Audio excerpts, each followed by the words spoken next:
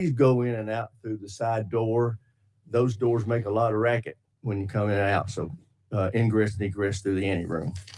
All right, with that, I want to welcome our witnesses and thank them for their service to our nation.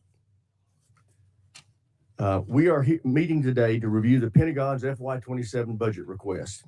Each year, the budget presentation gives us the opportunity to take a hard look at the threats we face and our ability to deter and defeat them. It helps us decide on a level of investment that will actually secure our homeland and protect our interests across the globe. Here are the facts that underlie this year's budget request.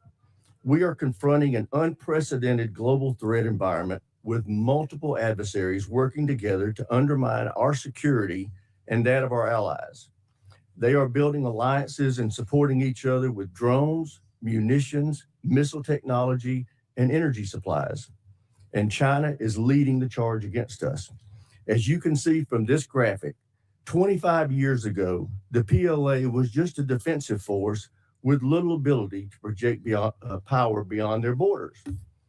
Today, the PLA is a modernized military force capable of projecting power well into the Pacific. Their rapid military buildup has delivered thousands of new ships, subs, missiles, and space assets that severely challenge our ability to safeguard our national security interest in the Indo-Pacific. China continues to invest heavily in the PLA's military modernization, announcing another 7% increase in defense spending this year. As a result, they are spending more of their GDP on defense than we are. In fact, as you can see from this graphic, all of our adversaries are spending more of their GDP on defense than we are. Meanwhile, our defense spending as a percentage of GDP has been steadily falling since World War II. That yellow line that you see on the graph cutting across that bar represents 4 to 5% of GDP spending. History has shown that meeting or exceeding that level of investment ensures we can truly deter our adversaries. That's also the level of investment we're asking our allies to make. But for years, we've chosen not to make that same level of investment ourselves. Since World War II, defense spending has shrunk significantly as a percentage of federal outlays, as you can see from the red line on that chart. Nonetheless, non-defense spending, on the other hand, accounts for over 85%, and it's been increasing for that same period of time. This underinvestment in our defense has had very real consequences. Our defense industrial base, long the envy of the world, has atrophied significantly. We're no longer capable of manufacturing for our warfighters at scale or speed. Just look at shipbuilding. China builds 47% of the world's ships. The U.S. builds 0.1%. We build fewer ships than Croatia or the Netherlands. Our global munition stockpiles are low, and we lack the capacity to rapidly restock magazine depth. We have very little industrial capacity to mine, refine, or process critical minerals. As a result, many of our defense supply chains are reliant on the very adversaries we seek to deter. Beyond the impact to our industrial base, the inadequate investment in our defense has resulted in a vicious cycle that has pitted sustainment against modernization. For years, administration after administration comes to this committee with budgets asking us to decommission weapon systems that they admit we still need, or to cut funding for training, parts, and supplies, or to put off needed maintenance to the facilities where our service members live and work, or to reduce the number of military personnel. These budgets have asked us to make these sacrifices and accept the near-term risk so we could afford to reinvest in military modernization, which is something we desperately need to do. But we in Congress consistently rejected this mutually exclusive choice. Instead, we divided up the limited budget we were given and made a worse choice.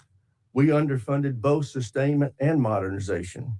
The result is we don't have enough munitions, ships, aircraft, or autonomous systems to ensure dominance against every adversary. And the ships and aircraft we do have suffer from unacceptably low mission-capable rates. Fortunately, that's about to change. This president has requested a historic $1.5 trillion budget for our national defense. For the first time in over 40 years, we've been presented a budget that accounts for the true cost of American deterrence.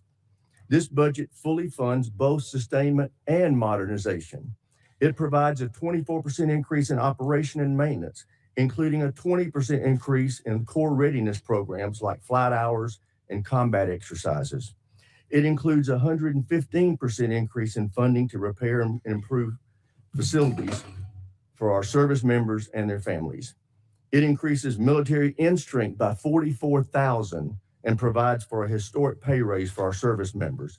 It calls for an unprecedented 76% increase in procurement and 64% increase in research and development. This will enable us to truly catch up in our modernization efforts by quickly fielding new munitions, aircraft, ships, land, space, and autonomous systems to replenish and expand our arsenal. It directly confronts the challenges in our defense industrial base with over $100 billion in investments to revitalize manufacturing, expand domestic and allied critical minerals projects, and secure our supply chains. Finally, this level of investment gets defense back to 4.5%. That's where we need to be. We want to truly deter conflict. It also ensures that America leads by example as our allies heed the president's call to increase their defense spending and improve their military readiness. I would also note that it's critical that we do not reduce deterrence while we're asking our allies to ramp up their own capacity. And that's something we're going to be paying a lot of attention to in this committee. Before I close my remarks, I want to highlight the bravery, dedication, and professionalism of our warfighters throughout this conflict with Iran.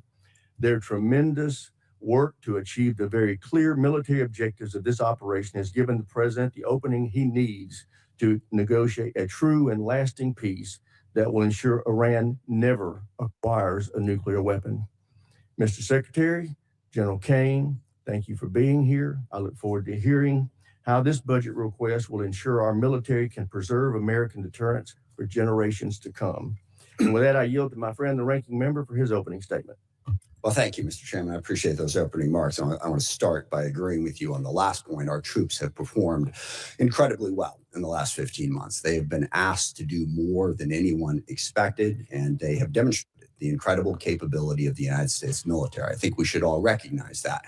Even if we question the strategy, some of the decisions behind it, our troops deserve nothing but our praise for the incredible job that they have done. It has not been perfect.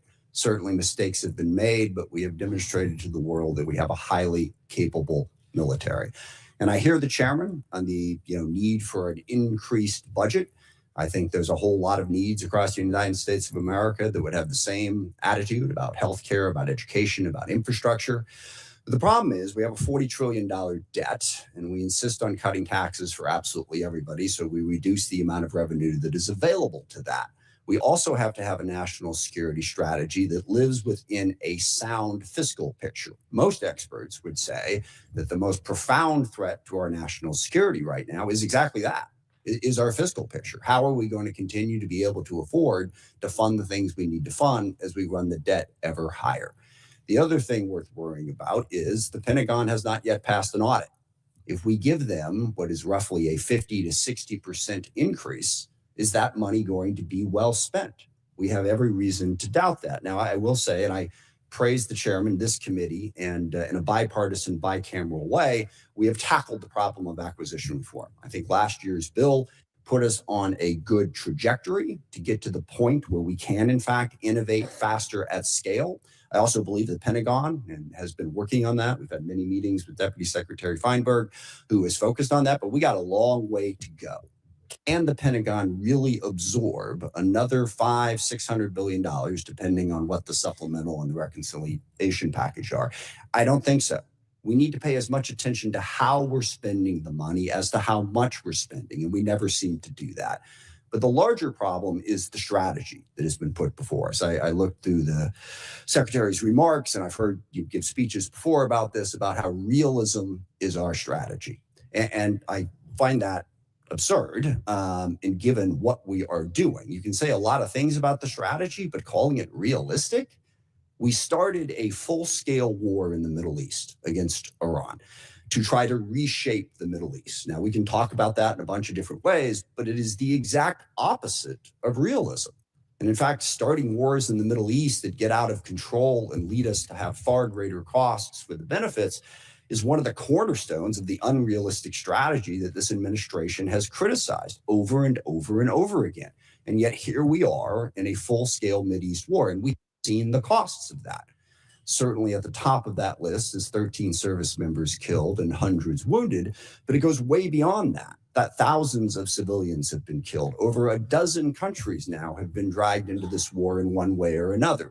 The Israel-Lebanon war has exploded since this war started. We now have a conflict between the Shia militias in Iraq and Kurdistan that is straining, to put it mildly, our relationship with Iraq and also causing greater chaos throughout the Middle East. We've seen the impact on the economy. Certainly here at home, gas prices up by over $1. The impact of the fertilizer increase is going to come later as food prices skyrocket. But what is happening to us is a small part of what's happening to the rest of the world. Certainly the Middle East's economy has been tossed up in the air, but dozens of countries are rationing gasoline as we speak and experiencing extreme economic pain because of this war. So there's nothing realistic about that.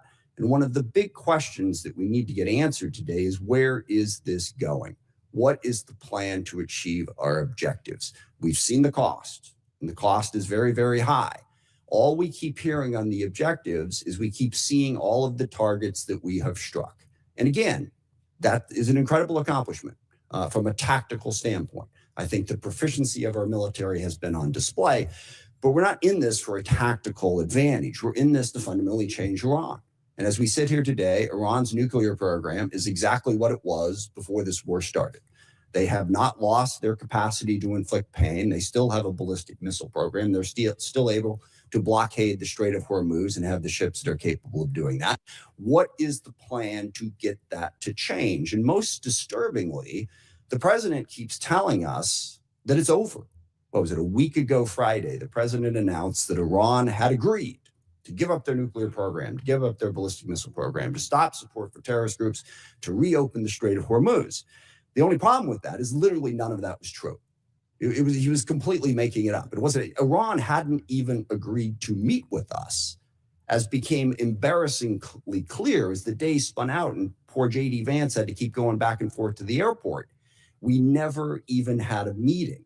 So wish fulfillment is not really a strategy. I mean, maybe the president thinks he's doing some sort of Jedi mind trick and can tell Iran, you will give up your nuclear weapons, and they automatically will. But that's not working. So what we need to hear today is what is going to work. We have 50,000 troops in the region who are still at risk. How are those tactical victories going to translate into some sort of strategic success? And by the way, this is one of the things that realism recognizes. You can win a whole lot of little small battles and lose the war, which is why you don't stumble into the war in the first place. But at the same time, we're doing all of this on our own as we increasingly push away all of our allies. Sometimes just because we want to do what we want to do, we don't want to have to consult them. Sometimes just gratuitously insulting them. I mean, in the middle of this war where we were asking NATO to come join us, the president took time out to insult President Macron and his wife. Okay, how is that helping us to try and belittle everybody in the world? And I also, for the people who are criticizing NATO over this war, I will remind people that NATO is a defensive alliance. What that means is every country in it pledges to defend a country if attacked. And when we were attacked on 9/11, that's what NATO did. They put in Article 5, and for 20 years they fought beside us. NATO is not if any one of the countries decides to unilaterally and unwisely start a war precipitously that everyone else is supposed to join. That's not the way it works. So berating and belittling our allies after we did that and driving them ever further away from us, how is that realistic? Not only are we going to try to reshape the Middle East, but we're going to do it alone while we're pushing everybody away from us. And then we have other tools in our arsenal. You see that those numbers on the budget, but the State Department's really important. Development is really important. These are ways to achieve our ends, and we have moved away from that. We got rid of the entire USAID, literally causing the starvation of children in countries where we had pledged to provide food, causing massive healthcare disruptions, people literally dying because we cut that off. In diplomacy, we have sidelined, again, the entire world.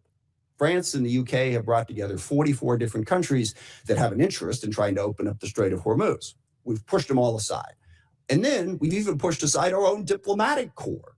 We have a very, very talented State Department. I praise today the talent of our military, and I will stand by that. They deserve that praise. Our diplomatic corps deserves that praise too.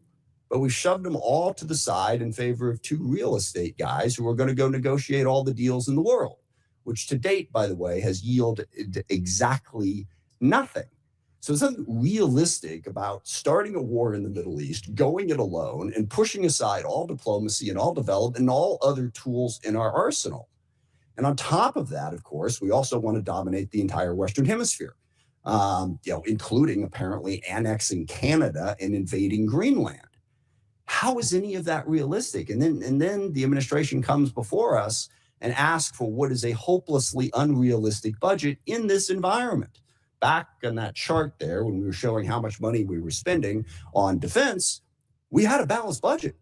We had a surplus many years. We don't have that anymore. So call this strategy whatever you want to call it, but please don't call it realism. It's not. Forgive me, it reminds me of one of my favorite lines from A Princess Bride. It's a tense morning. I want to lighten it up a little bit. And the guy keeps saying inconceivable when things happen. And finally, the guy says to him, you keep using that word. I don't think you know what it means. I don't think we know what the word realism means. So please, can we not have the realism conversation? Let's have the conversation about what the strategy actually is. And I'm sure you have a different definition of it than I do. But as I look at it, the strategy seems to be to use as much violence, as much threats, as much coercion as possible to bend the world to our will. I think that is a very dangerous strategy because one of the oldest cliches in the military is the enemy gets a vote. And we may think that we can stand up and talk tough and talk about how strong we are and how we're burying our enemies and they're begging for a deal. We can do that all day long, all right? But the enemy gets a vote. They don't have to do what we tell them to do. And meanwhile, that coercive, violent strategy undermines our credibility in the world because the chairman is absolutely right. And this is one area where I strongly disagree with the folks on the far left who say that we don't really face any threats, that the U.S. is a malign influence in the world and always has been. I don't agree with that. China, Russia, Iran, North Korea, Hezbollah, Hamas, the Houthis, a variety of other transnational terrorist groups, including, yes, narco-terrorists and human traffickers over here. They all are trying to weaken us, all right? They don't want a rules-based order. They want to play by their own rules. They want to push us aside. We want to be the side that stands up for the rules. But if what we're saying to the rest of the world is stick with us because we're a better bully than China, we coerce countries more effectively, that undercuts the very message we're trying to spread to build the coalition we need to be successful. I also worry about the values that we're showing the world. When the president threatens to kill off an entire civilization, that is the message coming out of the United States of America. If we are going to be this big, powerful force that throws our weight around the world wants to know at a minimum that we're doing it for the right reasons and with a sense of values to protect people, not to destroy entire civilizations. And we all hear that and we all go, well, gosh, he probably doesn't mean it. Well, that is so reassuring, okay, that he's just making it up. Was supposed to be the United States of America. I grew up on stories of the U.S. at the end of World War II being the country that the Germans wanted to surrender to, not the Russians, because they knew they could trust our values. We don't seem to care about those values. No rules of engagement. Give them no quarter, all right? That is not who we are supposed to be. And just one final point on that. The girls' school that got hit in the first days of this war, there is absolutely no question at this point what happened. We made a mistake, and that happens in war. We identified this target based on earlier charts, and yet 2 months after it happened, we refuse to say anything about it, giving the world the impression that we just don't care. We do not care about the casualties and the chaos that is caused by our war, and we should care, even if we want to prosecute that war. Now, I agree with the chairman. We need a strategy. We face the most complex threat environment that we've faced in a very, very long time. So we really want to hear from the administration. Don't give us this realism, chest-thumping stuff. What are we really going to do to meet those threats, to deal with the challenges we face? And I'll close just by saying, one of the other ironies of this, of course, is we have a great example in the world right now of what our strategy should be and where our values should be. And that's Ukraine. And I'm really curious, here we are, we roll out the red carpet for Vladimir Putin. We belittle and insult President Zelensky in the White House. He has no cards, right? Well, here we are a year after that. Looks like he had a couple cards to play, because Ukraine is actually winning against Russia. Ukraine, a sovereign democracy standing up against a brutal, oppressive, coercive dictatorship. And we can't even bring ourselves on a consistent basis to say, we are with Ukraine and we are against what Putin is doing, and stand up and support them. So I want to see that strategy to meet the complex threat environment that we have. But simply saying we've already won and boasting and bragging and trying to belittle and insult the entire world, that's not going to get us to the posture that we need. So I hope we have a conversation about how we can build a strategy that makes sense and is actually realistic. With that, I yield back. I thank the ranking member for his opening statement. Now I'd like to introduce our witnesses. And we have the Honorable Pete Hegseth, Secretary of War, General Dan Kane, Chairman of the Joint Chiefs of Staff, and they are being accompanied by Mr. Jay Hurst, Acting Chief Financial Officer and Comptroller for the Department. I also want to welcome the Secretary's wife, Jennifer. Welcome to our hearing. Glad to have you here with us today. And with that, Ms. Secretary, we'll start with you. You're recognized. Well, thank you, Mr. Chairman. Ranking Member Smith, distinguished members of the committee, we appreciate the opportunity to testify in full support of President Trump's historic $1.5 trillion fiscal year 2027 budget request for the Department of War. The president's budget request reflects the urgency of the moment, addressing both the deferment of longstanding problems as well as positioning our forces for both the current and the future fight. We think divesting to invest is a strategy of austerity. I'm honored to appear alongside General Dan Kane, Chairman of the Joint Chiefs of Staff, as well as Jay Hurst, our Comptroller or Chief Financial Officer. I'd like to start by thanking this committee and Congress for your partnership in securing the investments needed for a stronger, prouder, and more secure America. I think what our troops have demonstrated to the world over the last 15 months are a reflection of that. A nation's ability to build, innovate, and support the critical needs of its warfighters at speed and at scale is the foundation upon which its survival rests. However, upon taking office on January 20th, 2025, President Trump inherited a defense industrial base that had been hollowed out by years of America last policies, resulting in a diminished ability to project strength. Under the previous administration, we were focused on offshoring and outsourcing, riddled with cost overruns and degraded capabilities. Under the leadership of President Trump, our builder-in-chief, we are reversing this systemic decay and putting our defense industrial base back on a wartime footing. If you ask anyone at our Pentagon, urgency informs everything we do. We're rebuilding a military that the American people can be proud of, one that instills nothing less than unrelenting fear in our adversaries and the utmost confidence in our allies. We fight to win in every scenario.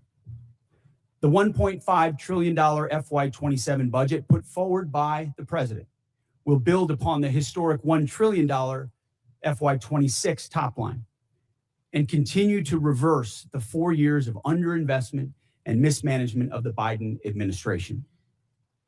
The $1.5 trillion budget will ensure the United States continues to maintain the world's most powerful and capable military as we grapple with a complex threat environment across multiple theaters.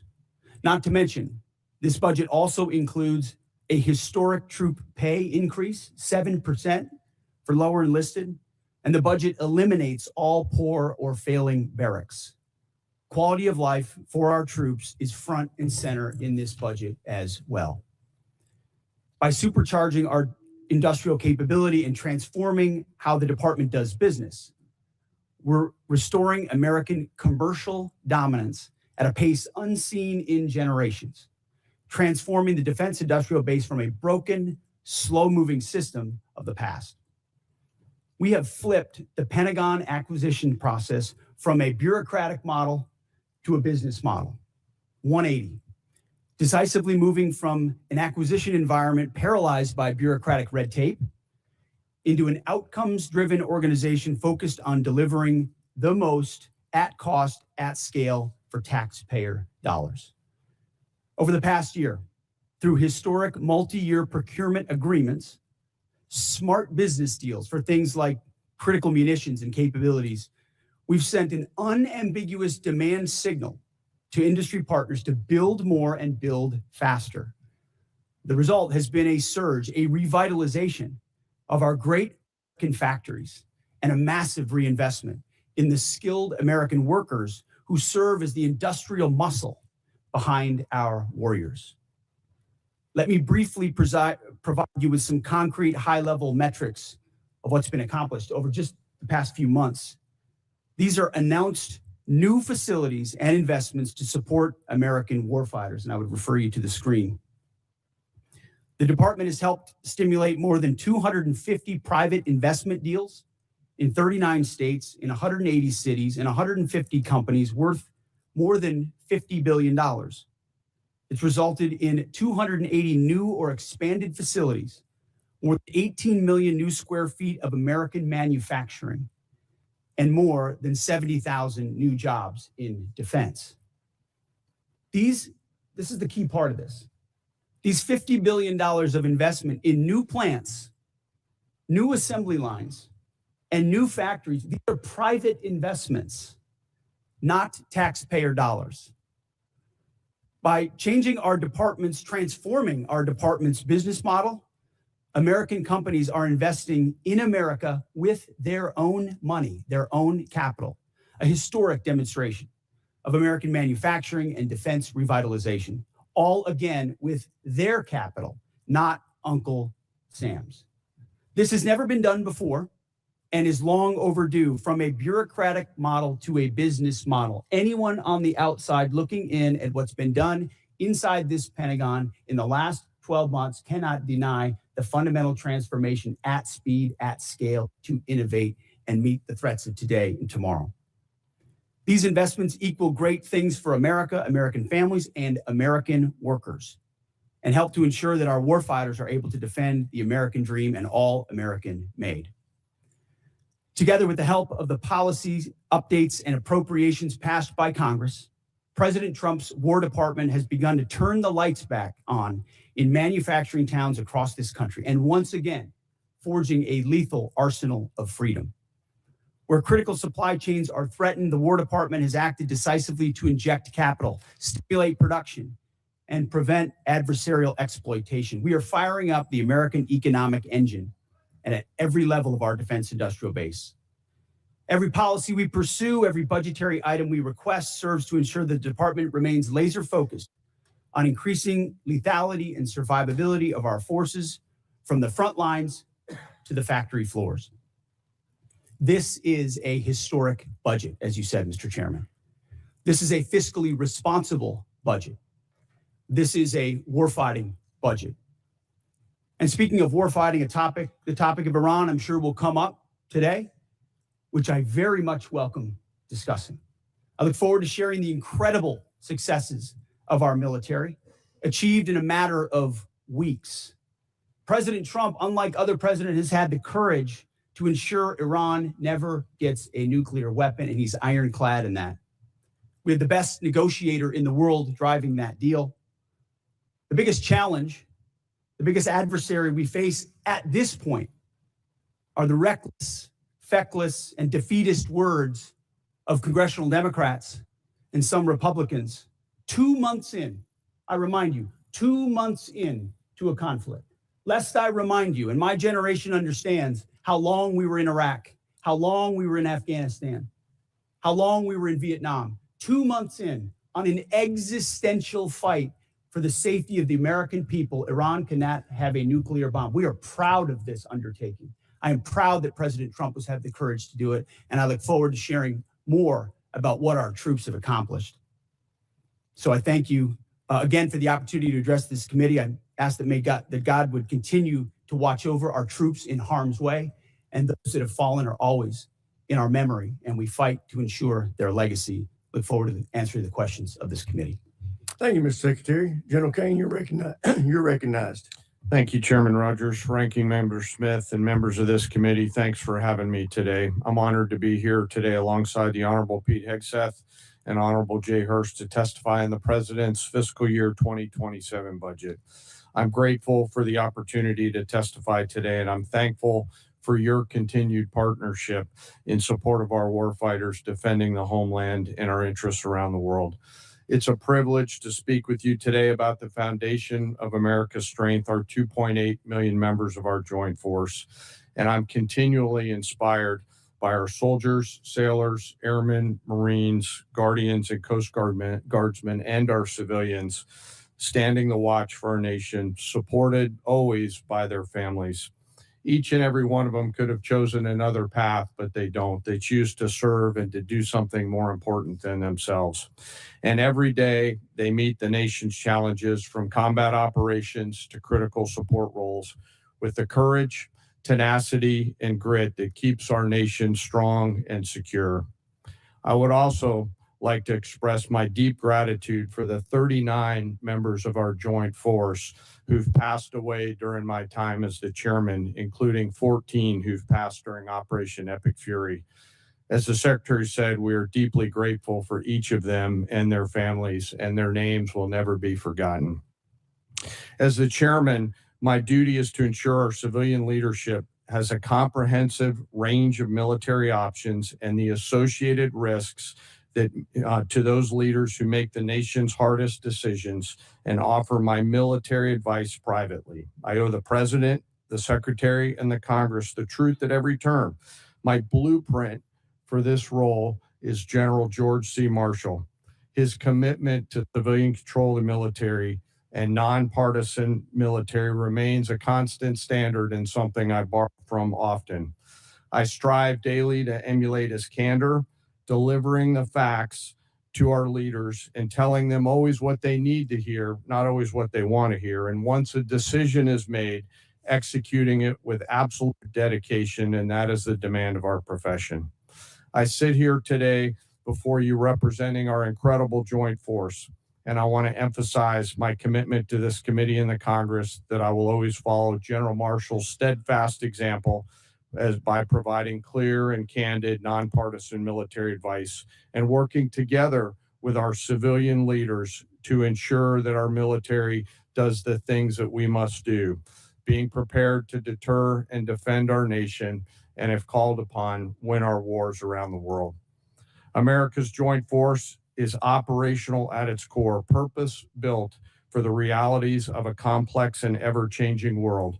We are organized, trained, and equipped to execute the most demanding missions across the globe with unrivaled precision. Over the past year, our warfighters have consistently demonstrated exactly what it means to be the most capable, adaptable, and most professional military force in the world. Our shared goals are to ensure the joint force maintains the strategic initiative and advantage, projecting American power and responding to global challenges on our nation's terms. During operations Rough Rider, Midnight Hammer, Southern Spear, Absolute Resolve, and Epic Fury, the joint force executed globally integrated operations and missions alongside our interagency and international partners. And once our civilian leaders made a decision, we make those missions our own, demonstrating the unmatched capability to seamlessly synchronize our capabilities across all domains, from the seabed to cislunar space and higher. We're able to accomplish these complicated missions and work because we draw from a deep, enduring reservoir of training, professionalism, and commitment. Our operational tempo is high, but we're designed to sustain and rebuild our strength continuously. We build readiness every day. We train professionals every day. We learn and sharpen our edges every day by being learning leaders. And I am incredibly proud to be a member of this Joint Force team, proud of the team and proud of the commanders. As the chairman and the ranking member both said, we live in complex and dynamic times where global risk is scaling. The complexity of today's modern battlefields demands our constant adaptation, innovation, and partnership with this Congress. As a joint force, we're up to the challenge. We're built for this environment. However, continued success is not guaranteed by past achievements. It must be secured through forward-looking partnerships with Congress. And to drive this pace and change and maintain our superiority, we need timely, predictable, and sustained investment. The resources we discussed today are critical to modernizing our force and ensuring that whatever threats emerge in the future, that your joint force is ready to meet those challenges to protect our interests and defend our nation. As the Secretary said, the President's fiscal year 2027 budget supports the department's goals of recharging the defense industrial base and the national industrial base, ensuring our military is ready, securing our military advantage. Within the joint force, the uniform side, our priorities remain the same, ensuring our warfighters are properly armed, globally integrated, and ready, while always taking care of our people. And what truly sets our people apart from other militaries around the world is the 1.8 million enlisted members of our force who maintain readiness beyond reproach and are the envy of every other nation. I'm joined today by the Senior Enlisted Advisor to the Chairman, Dave Isom, who's here with me today representing the 1.8 million members of the enlisted force. He is a great American, not an Americant. While we face dynamic and a dangerous world, I have the absolute trust in the extraordinary men and women who come and volunteer to serve our nation within our joint force. They execute the missions quietly every day, and coupled with the American spirit, outthink, outcompete, and relentlessly innovate, we will maintain our decisive edge, but doing so requires your partnership. We stand ready today to answer our nation's call. It remains the honor of a lifetime for me to serve alongside the members of this joint force. And as we sit here today in this important hearing, I ask us all to remember our deployed teammates who are out there right now doing our nation's business. And may we again always remember our fallen who've given us the gift of an incredible example, and their family members who continue to show us what courage and grit look like. Thank you again for your enduring support, and I look forward to your questions. Thank you, General. I recognize myself now for questions. Secretary Hegseth, thank you for undertaking the Arsenal of Freedom tour and the great work the department's doing to help enhance our capacity in our defense industrial base. Could you tell us how last year's reconciliation bill helped enable what you have been able to do, and what you think this year's FY27 budget request will do on that front? Well, Mr. Chairman, thank you for your leadership and your support on that topic. I mean, coming into this position, we fell in on a lot of the reforms you and this committee have been advocating for a long time, looking for somebody that was willing to run with them. And our department have run with those. And that reconciliation bill last year was kind of the rocket fuel to initiate President Trump's priorities in this department. So we fell in on a department that was focused on a lot of the wrong things, going in the wrong direction. And with reconciliation, we were able to put, $22 billion in shipbuilding, $22 billion into Golden Dome, $25 billion into munitions, established drone dominance, which we're continuing to do this day in this next budget funds. So getting in front of that budget cycle, which had been notoriously unpredictable, coming out of the continuing resolution of FY25, to fund this and then a historic bill in FY26, laid the groundwork for this historic budget to ensure that we're not coming at a cold start here. We came into this administration reconciliation was a beautiful tool. We were able to use that through that one big beautiful bill to fund the priorities of this department. We spent on $4 billion on barracks, started immediately getting after the quality of life of barracks. Because of the austerity of the Biden administration, we traded off of maintenance, traded off of quality of life to try to fund other things operationally. This budget stops that cycle and both invests in sustainment and modernization, which is something that's critically important. So without that reconciliation bill, I think, Mr. Chairman, we'd be in a very different place. So thank you for that. Great. Well, as you are aware, the expansion of the defense industrial base is the principal focus of this year's NDAA. So in addition to enacting this budget request that's been submitted, we want to work with you to enhance the department's statutory authorities to improve the capacity of our DIB. What additional changes in law, such as the additional multi-year block buy authority, would you recommend that we pursue in this year's NDAA? A few aspects of the acquisition transformation that's been undertaken by Undersecretary Duffy in acquisitions and sustainment. So there's some aspects of that we'd like to codify even more. But you mentioned it, multi-year procurement is incredibly important and one of the most important parts of this bill. When this committee and this Congress funds those things, companies are already breaking ground on tens of billions of dollars of new plants. You name we've got 14 in our ammunition council that we're focusing on certain ammunitions. There are 14 that are critical. PAC-3s, SM-3s, SM-6s, THAADs, Patriots, Tomahawks, AMRAAMs, JASSMs, you name prisms, you name them. We were building them at too slow and too low a level. Now the companies are going to pay for those factories and those production lines. And when Congress gives those 5 to 7 year demand signals, they'll then fund it, not just, hey, can we get 10 more per month, but can we 2x, 3x, 4x the production, pay for it now, and the companies invest accordingly. So it's been a critical aspect of some of what we've done so far, but we need more of those 5 to 7 year investments. Great.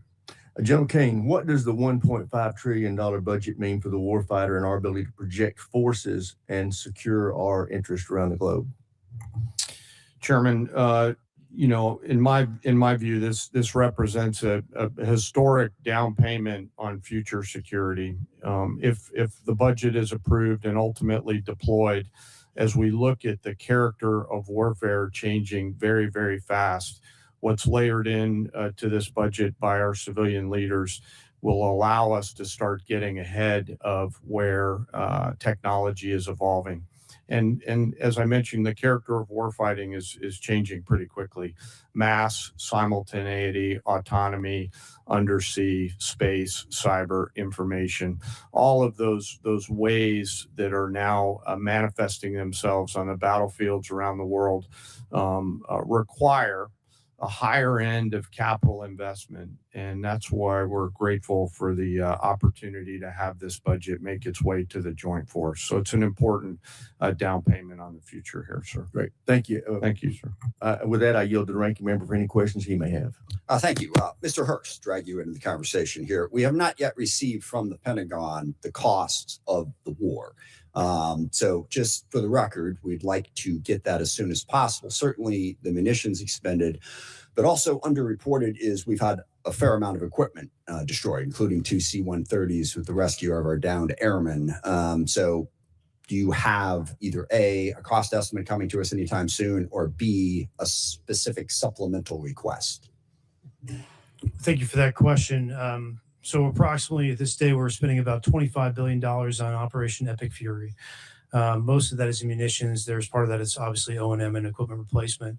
We will formulate a supplemental through the White House that will come to Congress once we have a full assessment of the cost of the conflict. Sure.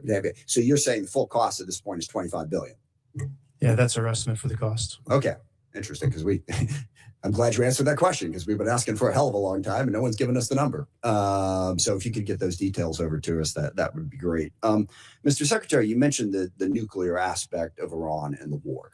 And it is worth noting that every president prior to this one, including President Trump in his first term, also prevented Iran from getting a nuclear weapon without actually having to go to war in Iran. So we need to keep that in mind. But also, since the war started, Iran's nuclear arsenal has not been weakened in any way. And at the moment in negotiations, what Iran is saying, basically pay us to open up the strait.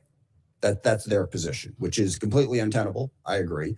It's worth noting, of course, that the strait was open before the war started. Now we're negotiating to get back to status quo. And Iran's most recent offer is to say, we'll talk about nukes later.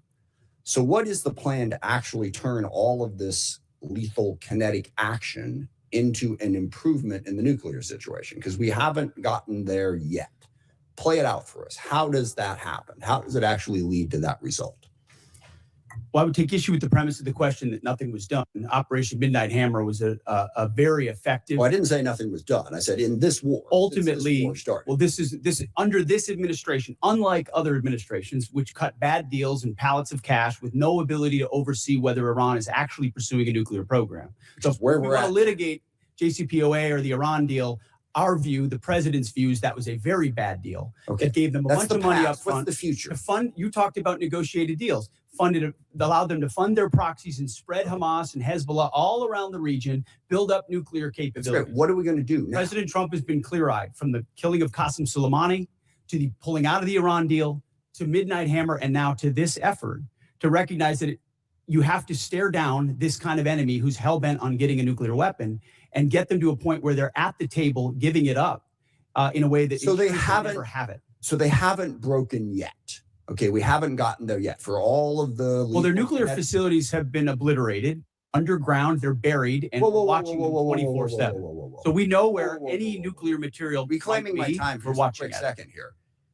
We had to start this war, you just said, 60 days ago, because the nuclear weapon was an imminent threat. Now you're saying that it was completely obliterated? They had not given up their nuclear ambitions, and they had a conventional shield of thousands of missiles. So Operation Midnight Hammer accomplished nothing of substance. It left us at exactly the same place we were before. So much so their facilities were bombed and obliterated. Their ambitions continued, and they're building a conventional shield. All right, let me try again. It's the North Korea strategy. You know this very well. The North Korea strategy was use conventional missiles to prevent anybody from challenging them so they could slow walk their way to a weapon. President Trump saw Iran at its weakest moment, took an action to ensure, in a way that only the United States of America could do with our Israeli partners, and yet to ensure their conventional shield was brought one to other question, we've done. If I could get to it. So on Ukraine, a year plus ago, your advice, the president's advice, was Ukraine had no cards to play. They should go cut the best possible deal they could. Clearly that was wrong.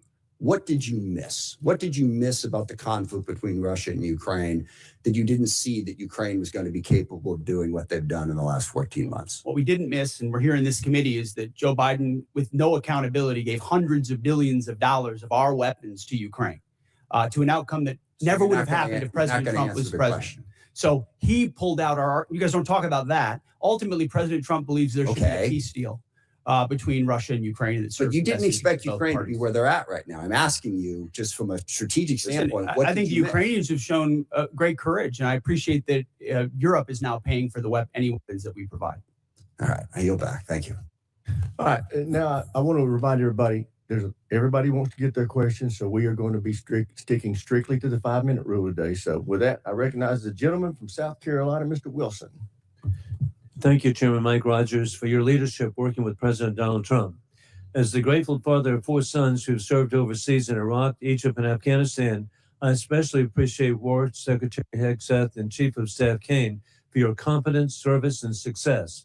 Military families have never been more appreciated than today, and our enemies of dictators now understand peace through strength. Dictators historically are on the run. With your leadership, President Trump has given Syria a chance with President al-Shara replacing dictator Assad from Damascus, who now lives in Moscow. Dictator Maduro is correctly in a Manhattan jail, as you successfully revealed in Caracas that the war criminal Putin air defenses do not work, the Chinese Communist Party radar failed, and Cuban mercenaries were expendable. The Cuban dictatorship is failing, and the ultimate mass murderer, dictator Khomeini, is dead in Tehran, Iran, joining the 35,000 people he murdered this year. With your leadership, American morale has never been higher, and hopes for freedom of the oppressed people of Iran, Cuba, Russia, and China have never been higher. And it's just an exciting time to be here with you. And Mr. Secretary, we continue to see the growing nuclear threat of our adversaries as they expand their capabilities with the largest military buildup in peacetime in world history by the Chinese Communist Party.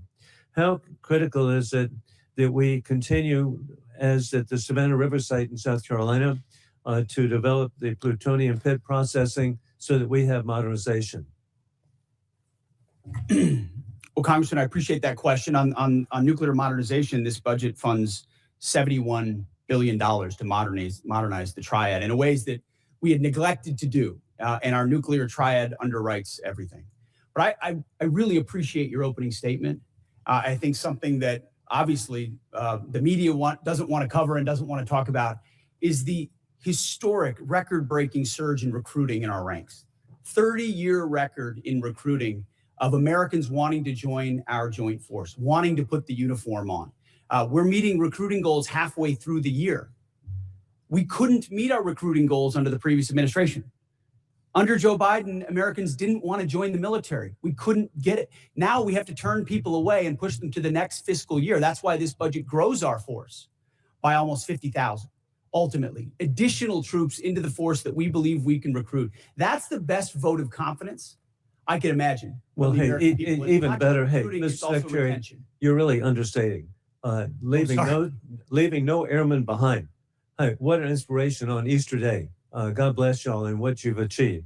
With that in mind, too, General Kane, with your VMI military perspective, War Colonel Putin is losing in Ukraine as his 30-day special mission is now 4 years of, as the Secretary has identified, courageous Ukrainian success led by President Vladimir Zelensky. I appreciate that NATO and the EU have unified for Ukraine as the U.S. ranked 17th per GDP in assistance for Ukraine. Ukraine is frontline, stopping War Colonel Putin from resurrecting the failed Soviet Union, rigging elections in Belarus, invading Ukraine, keeping troops in Moldova, and with the Indivashvili invading and rigging elections in the Republic of Georgia. As we're transitioning greater responsibility to our NATO allies, how do we ensure seamless integration to deterrence during this shift? Congressman, we're very fortunate to have great leaders out in the European theater right now. General Grinkovich and his leadership team are committed to ensuring that integration and transition takes place in a most combat capable and effective way. Very entrepreneurial leaders out there across the components, and with General Grinkovich, and he's doing a great job out there, as the committee knows. And indeed, as we conclude, historically, President Trump, Mr. Secretary General, you have united the Middle East nations unprecedented to ally with the United States. You have united Latin America unprecedented to ally with the United States. You've united the Indo-Pacific unprecedented to ally with the United States, and united NATO and EU unprecedented to ally with the United States. You're achieving peace and deterrence through strength. I yield back. Gentleman yields back. Chair, and I recognize the gentleman from Connecticut, Mr. Courtney. Thank you, Mr. Chairman. Mr. Secretary and General Kane, this morning's Wall Street Journal's lead headline reads, quote, Trump tells aides to prepare for an extended blockade of Iran. It goes on to describe, again, the thinking behind the strategy, but also talks about how prolonging the blockade is going to continue to drive up energy costs all over the world. Given the ever-changing messages from this administration on the war strategy and timeline, I really honestly don't expect you to confirm or deny the Journal story. But one thing is clear. The number of transits across the Strait of Hormuz has dropped to the lowest level since the war began, and commodity markets have stopped listening to the happy talk, and crude oil prices this morning have risen to the highest level since the war in Ukraine started in 2022. AAA reported this morning that the average price of gas is $4.30 a gallon, up 30 cents in 1 week. Diesel's average is $5.45. My friend, Mr. Garamendi, says in California, it's closer to $8 a gallon. And fertilizer prices have also hammered farmers at exactly the same time they're beginning planting all across the country. Aside from the damage this war has done to American consumers, farmers, and small businesses, I want to focus for a minute on the cost of the war and our military readiness, particularly to other combatant commands.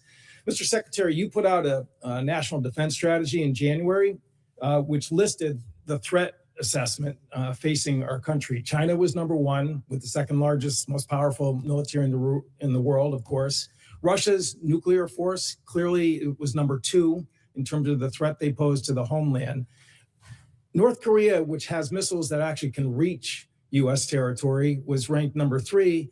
And Iran was described as, quote, and accurately after Midnight Hammer, that Iran's regime is weaker and more vulnerable than it has been in decades. Again, this was before February 28th, when the decision was made to go into the military strikes on Iran. So today we have 3 carrier strike forces in Central Command. The Indo-PACOM, which is where Russia and China are operating their navies, 52% of the globe. We have 1 carrier strike group in Japan, George Washington. And the imbalance in terms of just, what our commitments and frankly, what our national defense strategy, is just blindingly obvious in terms of what this war is doing.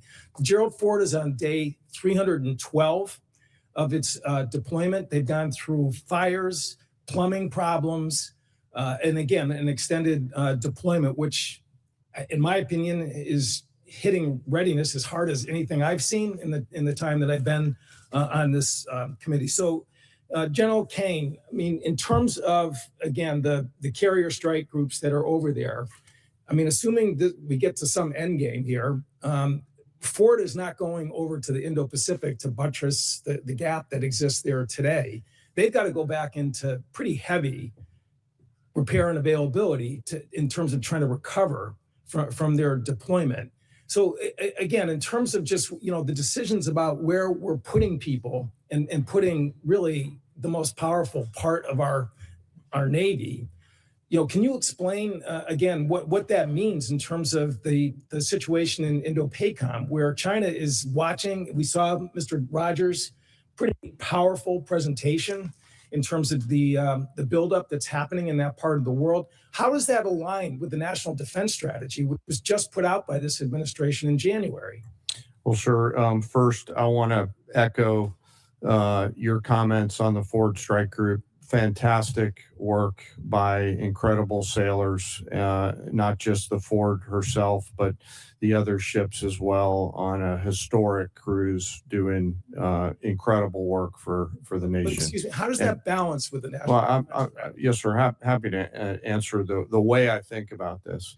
The national security strategy and national defense strategy are frameworks, but a president will employ national force and power based on the political and security situations that a president deems appropriate to use that military force. There's always trade-offs in all of these things. I'm confident that the president always carefully considers these readiness trade-offs, and I'm sure he has done so in this case based on the military options that we've presented with the associated risks and advice. To make a trade going after a regime that's weaker and more vulnerable than it has been in decades, which is quote unquote from the Defense Strategies report, does not, in my opinion, in common sense. Gentleman's time's expired. As you can tell from looking at the dais, votes have been called. So we are now going to stand in recess to the end of this vote. I expect it to take 20 to 25 minutes, but we are now in recess.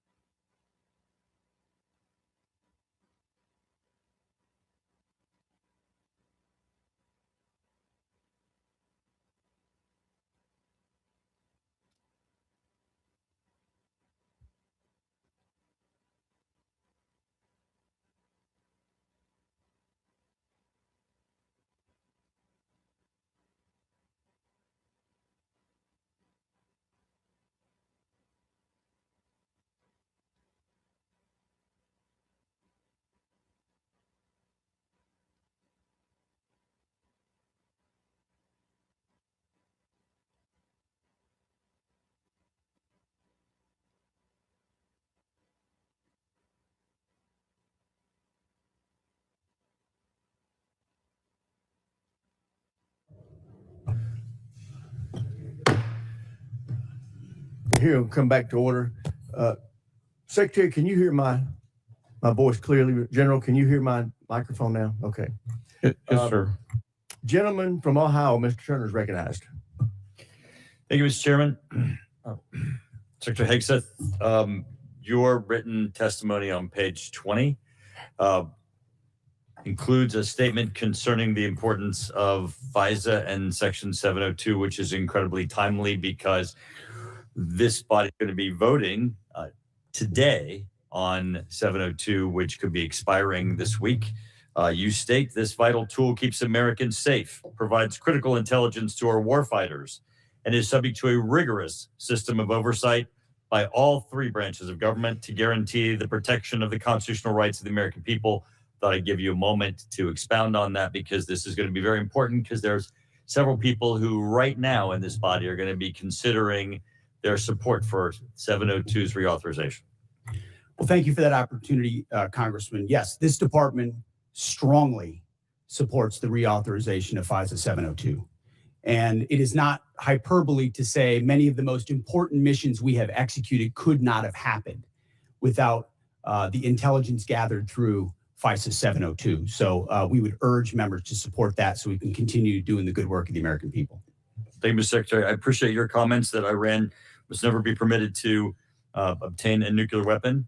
There have been many comments that have been made concerning allies who have not assisted or supported the effort. General Kane, there have been many allies who have been essential for us to be able to execute the functions necessary both for Midnight Hammer and for the current ongoing operation. I'd like to ask you to speak for a moment about the essential aspect of the allies that are supporting the effort. There are bases that are necessary, are forward operating facilities, both our allies in the Middle East, both our NATO allies, those in Europe, throughout. We would not be able to undertake this current operation without the use and support of facilities that we have in our bases throughout NATO, Europe, and the Middle East. If you could, for a moment, expound on the integral nature of our facilities that include those bases that are located within our allies. Well, Congressman, from a purely military standpoint, allies and alliances are important. They allow us. You did a better job than I could on articulating the importance of access, basing, and overflight considerations. Who those allies are and the quality of those alliances are left our civilian leaders, but certainly we appreciate those allies who've helped us and assisted us along the way. General, you would describe them as having been essential. Yes, sir. Because it's very important. I mean, we want to make certain that that we treat adversaries as adversaries and allies like allies, especially those that are essential. The king was here yesterday, and as he was speaking, he received a standing ovation when he implored this body to continue our support for Ukraine. In the 2026 National Defense Strategy, it assesses Russia will remain a persistent, manageable threat. It specifically identifies Russia's continued threats to Ukraine, and we have, of course, currently the presidential continued drawdown authority that can support Ukraine, and also the President Trump announced Pearl, the prioritized Ukraine requirements list, and in the FY 2026 NDAA, there is the $400 million that is included in the European capacity building within the defense security cooperation. General, the last time it went on the House floor with respect to funding for Ukraine, there was a vote in the House of over 300 members of the House that supported Ukraine.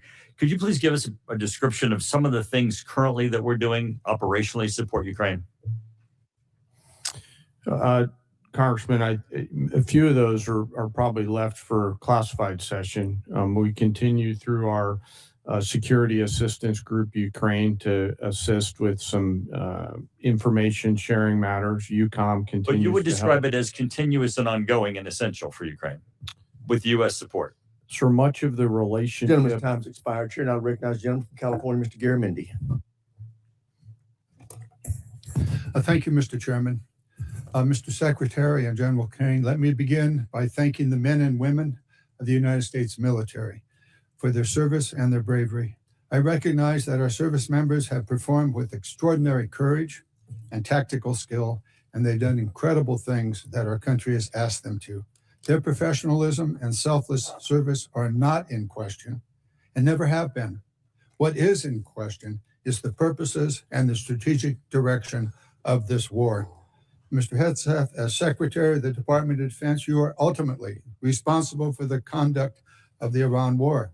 Any unvarnished review of what is happening right now in the Middle East would reveal a geopolitical calamity, a strategic blunder resulting in worldwide economic crisis. The result of Trump's war of choice is a serious self-inflicted wound to America. It will take years and a new administration to recover from the grave damage to our standing in the world, as well as our economy and our military. We must remember that 13 Americans have been killed in action, hundreds wounded, and thousands of civilians killed, including more than 100 school children. The risk of this conflict was foreseeable.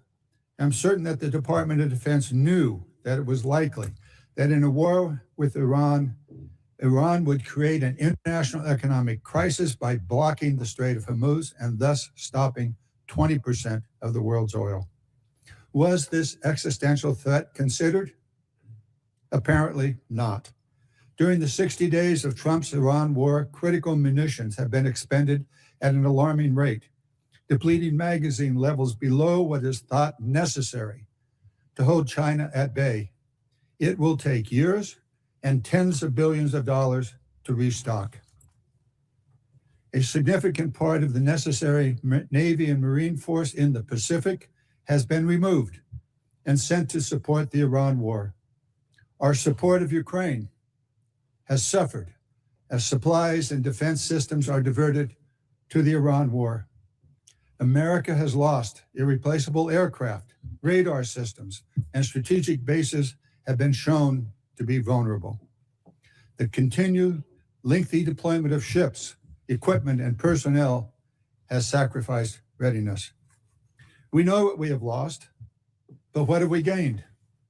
Let's consider that the regime in Tehran is still intact with new and more radical leadership, as are Iran's ballistic missile and drone forces, as is Iran's ability to rebuild their military industries.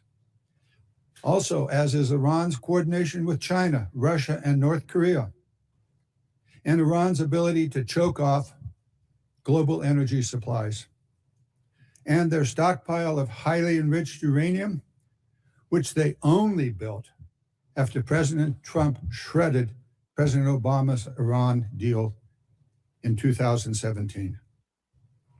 Secretary Hegseth, you have been lying to the American public about this war from day one, and so has the president. You have misled the public about why we are at war. You and the president have offered ever-changing reasons for this war. You've misled the public about the progress of the war. While the military has executed this war with tactical success, the strategy has been an astounding incompetence, doing immense economic damage to America. Mr. Chairman, And the Mr. world. Chairman, with the personal attack on the secretary, he should have an opportunity to respond. He certainly Thank will. you. When No, at the time Well, you're doing finish. it. It's the gentleman's time. He can use it as he sees fit and add an extra 5 seconds to Mr. Garamendi's time. Thank you. You and the president are ever-changing reasons for the war. You have misled the public about the progress of the war. While the military has executed this war with tactical success, the strategy has been an outstanding example of incompetence. This war of choice is a political and economic disaster at every level. Despite the president's promise to lower the cost of living, gas prices are up 40% and inflation is soaring. So much for lowering the cost of living. The president has got himself and America stuck in the quagmire of another war in the Middle East. He's desperately trying to extricate himself from his own mistakes. It is in America's and indeed the world's interest that he succeed in that. I yield back. Gentleman yields back. Chair, and I recognize the gentleman from Virginia, Mr. Whitman. Thank you, Mr. Chairman. I'd like to thank our witnesses for joining us today. General Kane, Secretary Hegseth, Mr. Hurst, thank you so much. I want to go to a statement I've been making here for the last several years, and that is we are in the most dangerous national security position that this world has been in since 1939. And we know that it's a critical effort that we undertake to make sure we can deter through the concept of peace through strength. Ms. Secretary, I'd like to start with you. We know that peace through strength has a number of tenets. I think the most important of those is presence. And we know that the United States has the Marine Corps Amphibious Ready Group, Marine Corps Expeditionary Unit that provides us that presence. We know there are over 2,000 Marines and an aircraft combat unit that are on board those vessels, and they let us do a number of different things. That's the crisis response team that gets to go around the world. Today, as we speak, we have 3 ARGMUs that are deployed around the world. Unfortunately, that's an anomaly. It should be standard. Secretary Hegseth, the president and the combatant commanders need maximum flexibility to respond in multiple places at multiple times to combat and deter these threats. I just want to get your perspective on your goal to make sure we have a persistent 3.0 ARGMU presence, and to look at how we're going to make sure through our shipbuilding plans that we assure that we have the adequate number of amphibs that are being built. I think that number is probably right around 40. And then what are we going to do to make sure, too, that the A-sub-O, the operational availability, is going to be at the level where we can maintain an ARGMU 3.0 with the effort we have to put in to maintain these ships? So thank you for the question, the substantive question. Ultimately, we support 3.0 ARGMU. That presence right now gives us a lot of flexibility. Yeah. And this budget supports moving in that direction to ensure that this administration and future administrations have that kind of strategic flexibility with the incredible capabilities the ARGMU provides. We saw it in Southern Spear. We saw it on the Maduro raid. We see it right now. It's a persistent capability. So I think you'll find our shipbuilding investments to meet that as well. But if I may, sure. Yeah. I didn't get a chance. I didn't see a question in the statement from the congressman. I hope you appreciate how reckless it is. When I said reckless, feckless, and defeatist of congressional Democrats at the beginning, that came after watching you say the same thing on CNN this morning, a quagmire. My generation served in a quagmire in Iraq and Afghanistan, years and years of nebulous missions and utopian nation building that led us to nothing. What we have right now, the way you stain the troops when you tell them 2 months in, Congressman, you should know better. Shame on you. Calling this a quagmire 2 months in. The effort, what they've undertaken, what they've succeeded, the success on the battlefield that could create strategic opportunities, the courage of a president to confront a nuclear Iran, and you call it a quagmire, handing propaganda to our enemies. Shame on you for that statement. And statements like that are reckless to our troops. Don't say I support the troops on one hand, and then a 2-month mission is a quagmire. That's a false equivalation. Who are you cheering for here? Who are you pulling for? Our troops are doing incredible work. They've done incredible things for the entirety of this mission and achieved incredible battlefield successes. And you sit there and go on TV for your clickbait about quagmires. It undermines the mission. Your hatred for President Trump blinds you to the truth of the success of this mission and the historic stakes that the president is addressing, which the American people support. Iran's been at war with us for 47 years. You want to talk about a forever war? For 2 months, this president has stared them down. He's going to get a better deal than anyone ever has and ensure that Iran never has a nuclear weapon. I know the American people support that mission, despite your loose talk and words like quagmire. Thank you. Thank you, Mr. Secretary. General Kane, I want to quickly go to you. We know all about the need for exquisite platforms, but we know if we're going to close the gap with our pacing threats, we have to make sure we have those expendable and attritable platforms. And we know those nation capabilities are key And we have to be able to spin them up quickly because that's the fastest way for us to, again, deter by peace through strength. Give us your perspective on how you see the urgency of getting that capacity not only in place, but getting that ability to go to scale and get those capabilities in the hands of our warfighters. Sir, I think it's critical. And when I look at what OSW above us is doing, and the Deputy Secretary, as well as Secretary Duffy, and frankly, the National and Defense Industrial Bases, all rallying around the need to scale, along with the new entrants that are out there who are coming and bringing products to the joint force. A key is capacity. Time's expired. Chair, now recognize the gentleman from New Jersey, Mr. Norcross. Thank you, Chairman. I'd like to thank witnesses for being here today. Mr. Secretary, it's well known that our Defense Industrial Base and Maritime Industrial Base has declined greatly over time. It's the shipyards. It's many of the things that you already spoke about. In my community, we used to have 3 shipyards, 40,000 workers. We've lost that critical job skills there and 40,000 people who know how to do it. And quite frankly, most of it went overseas because it was cheaper. Well, cheaper doesn't buy the security we need for our industrial base. I championed a provision in the 24 NDAA entitled Enhanced Domestic Content Requirement for Major Acquisition Programs. Had to do with our industrial base making things here in America long before this administration came in. The goal was to strengthen our supply chains and have that critical oversight, push for greater investments, much of what you're doing now on these major defense acquisition programs. So we passed that in a bipartisan manner because we knew that this was critical and things can happen. Lo and behold, here we are. There was a reporting requirement, and that calls on you, the Secretary of Defense, to establish an information repository, issue rules, create a fallback process to govern the Department of Defense. We wanted to better understand much of what is being done here, but it's not being reported back to us. I sent to your office on January 8th, followed up on February 4th. We're years overdue on this report that will give us insight onto how we're addressing it. We hear what you're saying, but can you commit that we will get that report to us in the next 30 days?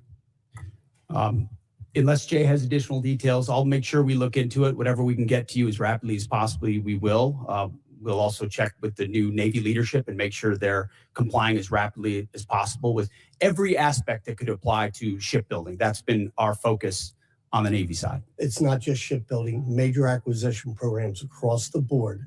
This is incredibly important, and they are ignoring this. And 30 days is being generous, certainly.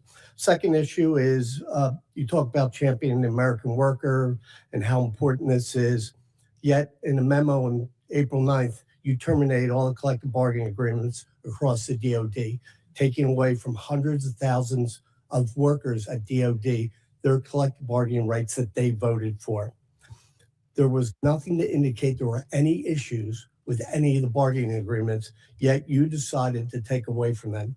Over the last few years, we have increased the wages for those war fighters, incredibly important. This year, up to 7%. Yet on the other side of this, you talk about supercharging the defense industrial base. We are in this. How do you go and say, yes, we support the war fighters? They can't do their job unless we are building things that they can use. Yet, no evidence to prove that these collective bargaining agreements were a problem anywhere across the Department of Defense under Democrat and Republican administrations. How do you kind of square that circle that you care about this, yet you take away their voice in the job? Well, certainly, sir, the great workers that whether they're contractors or DoD civilians that do the important work for us, the great ones are going to stay. And we've invested more in merit bonuses for civilians than any administration previous. So if you're doing great work, you're going to stay and you're going to have even more opportunities.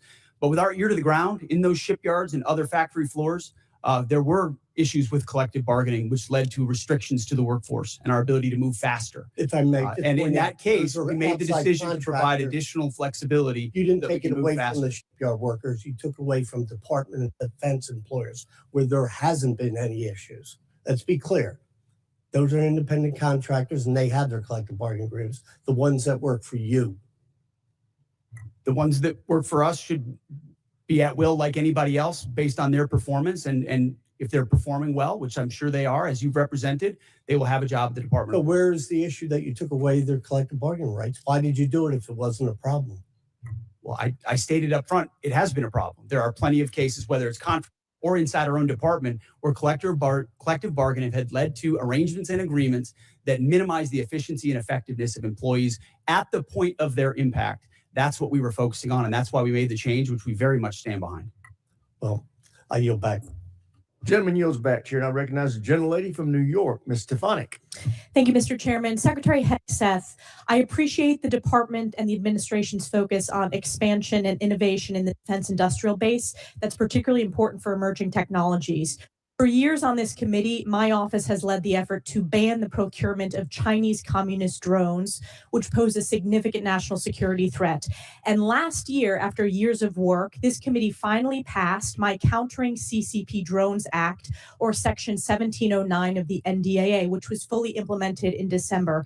How does the FY27 budget scale domestic production and deployment of drone systems to ensure the U.S. has the decisive advantage against our U.S. enemies? Well, thank you for the question. First of all, thank you for your work on that. Critically important. When you look under the hood of the ways in which China is trying to use critical elements of our defense industrial base and supply chain against us, or capabilities in the future that could hamstring us with options for a future president, it's staggering. So drones is one that not only have we recognized, but thanks to your leadership and the leadership of others, we are supercharging in this budget. Conservatively, $54 billion in drone and drone dominance and counter UAS. Jay just slid me a piece of paper. If you add it all up, it could be closer to $74 billion. We started a defense autonomous warfare group, to focus on this, but we're going to do even more. We will shortly announce a sub-unified command, autonomous warfare.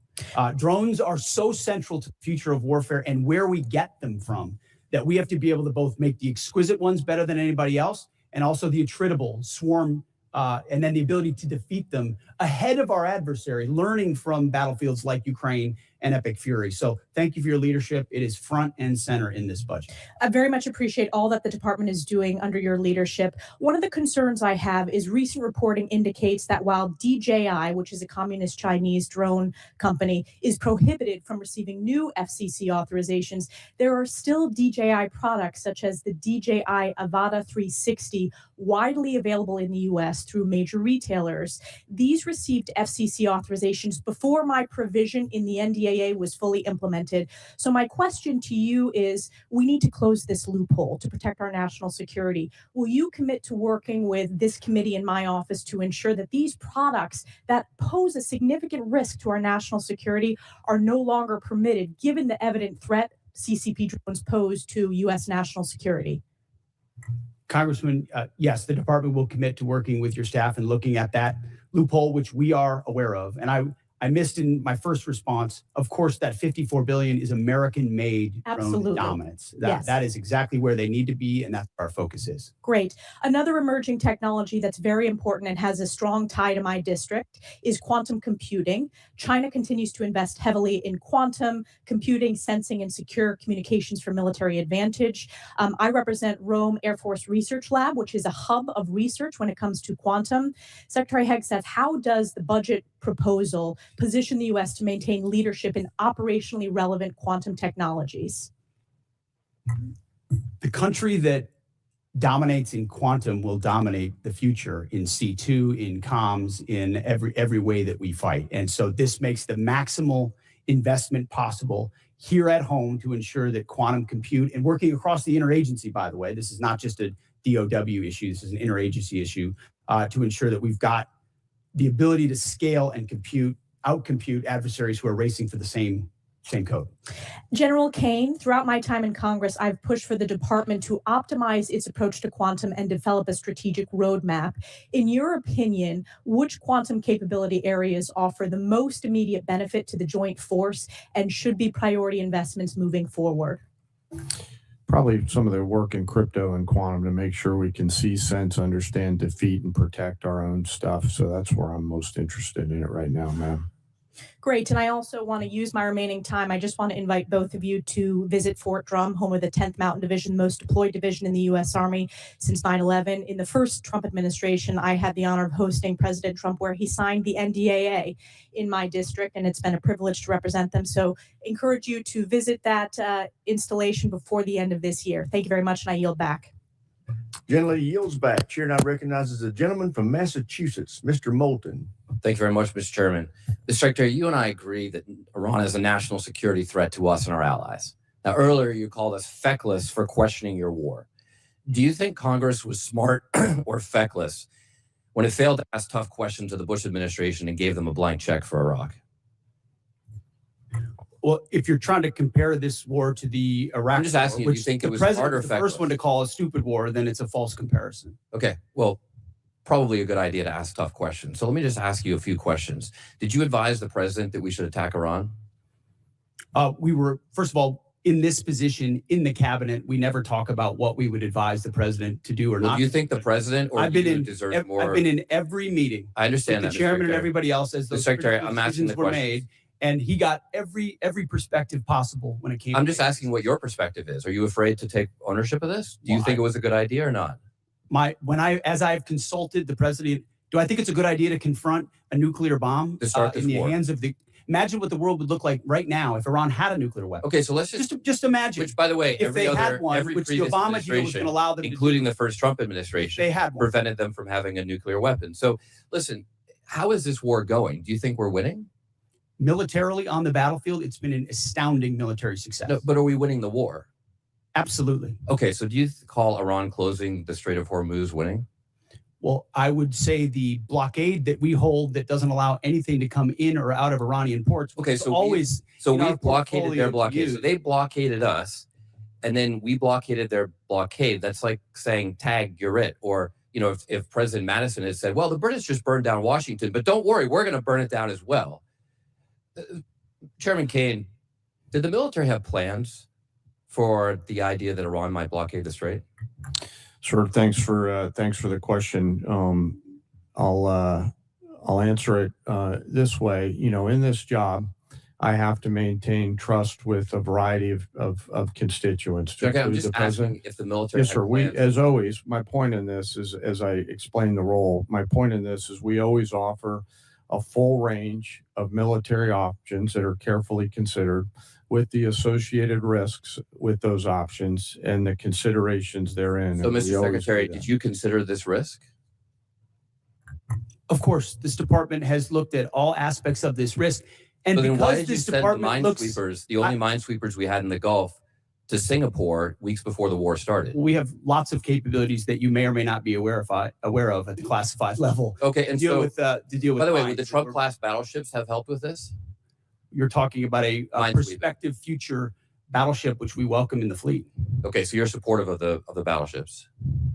Yes, sir. Okay. How much has Iran profited from your administration lifting the sanctions on Iran when you started this war? I can tell you Iran is financially devastated right now. In Okay, well, conjunction with the they've earned Treasury about and $14 billion. Operation Economic Fury. They're at a point where between the blockade and what we've done to them militarily, remember, they don't have a Navy. They can't contest the blockade. Okay. Between what we've done to them What kind of militarily a and Navy can financially, they buy they're at a for place $14 billion? they have very few options. How many Chinese missiles can they buy for $14 billion? Does that sound like winning? They're not. We're ensuring, and they're not buying Chinese missiles. Okay.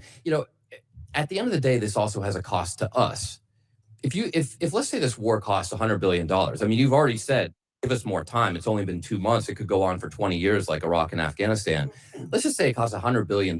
What is that to the average American taxpayer? Do you have any idea? Well, unlike foolish previous administrations, it won't go on. No, I'm just asking. for years and decades. But let's just say it's Sitting in this $100 position, billion. it's hard to imagine how You know that? we've allowed those things to happen. You were a part You of know that the war. answer to that? So was I. And I never. I'm knew just what the asking if end you state know what was. your war Now I costs know the what the average end state American is. taxpayer. What is the cost of Iran having a nuclear weapon that they wield? I'm just over? asking if you know the cost of the average American I'm asking taxpayer. you what It's the about cost would be of $600. that. So for the American taxpayers out there, my constituents, some of the constituents you wanted to represent in Minnesota, I'm just wondering if they have an extra $600 lying around to pay for your war. I think that's just a question that we ought to ask. Now, quickly, on March 13th in a press conference, you said we will give them no quarter, no mercy. In order for no quarter or no survivors is a war crime under the Geneva Conventions. You understand that's murder. Do you stand by that statement? The Department of War fights to win, and we ensure that our warfighters have the rules of engagement necessary to be as effective Okay, so as just to humanly be clear, possible. you which called they are. Democratic members of Congress to be tried for sedition for reminding our troops to follow the law. But when you tell them to commit a war crime, you stand by yourself. For insinuating that the laws Congratulations, that we're Mr. giving them are Gentleman's unlawful. time's What a expired. great Chair, and I recognize the gentleman from Tennessee, Dr. Desjardins. Thank you, Mr. Chairman, and I thank our witnesses for being here today.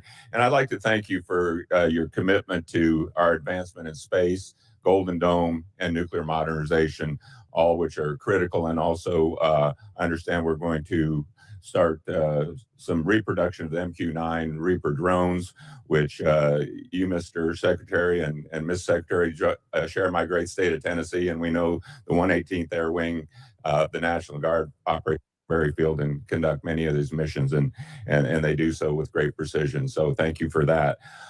Secretary Hegseth, you commissioned as an infantry officer in the U.S. Army National Guard in 2003. You've been deployed to Iraq, Afghanistan, Guantanamo Bay. You have been awarded 2 Bronze Stars, the Combat Infantryman Badge, Joint Commendation Medals, 2 Army Commendation Medals, among other recognitions. You have seen military actions from both an operational and service member perspective. Have you ever seen operations with the scope and scale and complexity of Midnight Hammer, Operation Absolute Resolve, and Operation Epic Fury? Thank you for the question, Mr. Congressman. Not only have I not seen missions like that, but if you earnestly go into our formations right now, and you talk to colonels and majors and staff sergeants and 2-star generals, and you ask them about the environment of our military right now and its capabilities right now, compared to under the Biden administration, under Obama, they will tell you it is night and day. Even the ranking member acknowledged that the troops performed incredibly well over the past 15 months and have demonstrated to the world. These are not new troops in a lot of cases. These are the same troops with new leadership under President Trump, who gives them every authority, under a department that ensures they have what they need. I have operators looking at me saying, for the first time ever, we have everything we need to accomplish the mission, both in equipment and in authorities. That matters when you go 37 hours around the world for Midnight Hammers. That matters when you go downtown in Venezuela and grab the indicted dictator of a country in the middle of the night in the most fortified location. That matters at the outset of the Iran conflict. It matters during Operation Rough Rider, which there's a reason why the Houthis aren't on the in this fight right now, because they experienced 50 days of the American military under President Trump. That matters in the Caribbean and our fight against designated terror organizations. This military is unleashed, and morale is at a level that this country has not seen for decades and decades because of the leadership of President Trump and because the War Department allows them to get back to basics. No more distractions, no more debris. It's simple accountability, training, standards, lethality, and they respond to it. And it's that response that's manifest in highly and historic successful military operations led by our incredible joint force, who are grateful to have a commander-in-chief that has their back. Well, I can tell you for that, our nation, myself, and all of us are incredibly grateful. Secretary Hegseth and General Kane, with your vision and steadfast commitment to our nation's service members, you have both overseen the beginning of a generational transformation of our armed services. This budget request reflects that commitment by building and sustaining our defense industrial base, increasing service member pay, housing, and benefits, robust funding for Golden Dome missile defense and space capabilities, and the emphasis on the peace through strength doctrine outlined in the National Defense Strategy. Based on the Defense Department's recent track record of successful missions, can you share some examples of military action that illustrate exactly how your leadership and vision for the Department of War is translating the peace through strength doctrine into an operational reality, and what psychological impact that may have on our near-peer adversaries such as China and Russia? And I'd like to get both yours and General Kane's perspective. If you can take 30 seconds each. I'll keep it brief. Reestablishing deterrence was one of the core pillars of what we set out to do after Afghanistan, after October 7th, after the war in Ukraine, after Lloyd Austin went AWOL for a week and no one seemed to care. The world took notice of that. And through the actions we've taken swiftly that I just laid out, the world has recognized that American power is back, and the willingness to utilize it shows that we can achieve peace through strength. And General Kane, in terms of our adversaries? Yes, sir.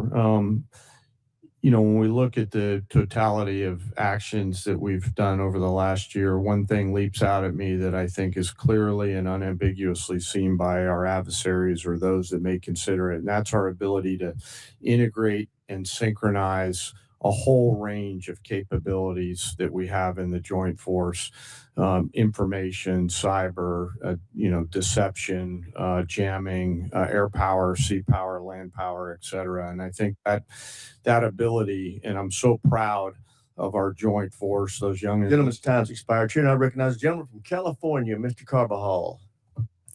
Thank you, Mr. Chair, and thank you, General Kane, Mr. Hegseth, and hers for being here today.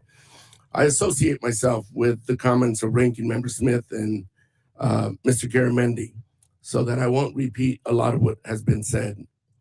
Mr. Hegseth, I recently realized that we have something in common. I'm also a fan of Pulp Fiction. And no, the movie is not an accurate portrayal of the Bible. You know what I'm talking about. This president and his administration have claimed to be the most transparent of all time. With that in mind, I'd love to get some straightforward answers today. Some estimates show that the Trump administration's war of choice in Iran is costing taxpayers around $1 billion every day. In addition to spending taxpayer money on a war they don't want, it is also driving up costs. The cost of gas, while the cost of living is skyrocketing under this administration's policies. To me, and I assume to the American people, it is unclear why we started this war, how it will end, and what anyone gained from it. Mr. Hegseth, about how much money has been spent on this war to date, and how much more do you anticipate spending?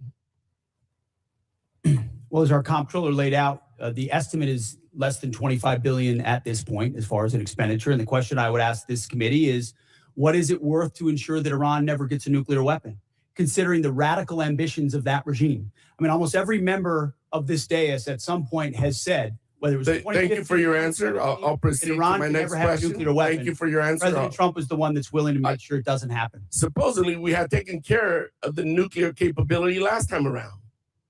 And now this war, we're at it again, because obviously we said we did, but we did it. In a way that we know. The United States military can do. I want to reclaim my time. We know that the cost of oil and gas has gone up as a direct result of this war, and the American people are feeling that pain at the pump. In an attempt to alleviate the high price of gas caused directly by this president, he lifted sanctions on Russian oil. The way I see it, this is a massive gift to Putin and Russia's struggling economy. Mr. Hegseth, is there any concern that easing sanctions against Russia will allow Putin to continue funding Russia's illegal war against Ukraine? Well, we've seen Russia's and Putin's inability to make effective battlefield gains, just like their inability to defend the Maduro regime with the billions of dollars of systems the Russians sent to Venezuela in order to defend him, which were defeated in 15 minutes. So Russia's military capabilities are no match for ours. And you don't believe easing the sanctions is helping Russia? Well, we have the best energy team in the planet it's just a yes or no. House. We're going to ensure that this is not deja vu. It's a simple yes or no. I understand the energy dominance that this administration has unleashed. All right, well, I'll proceed to my next question. Strategy. Last week, it was announced that the Department of Defense is no longer requiring service members to get their annual flu shot. Now, this is an easy one for you. It's a softball. Don't screw it up. The rationale was to, and I quote, restore freedom to our joint force.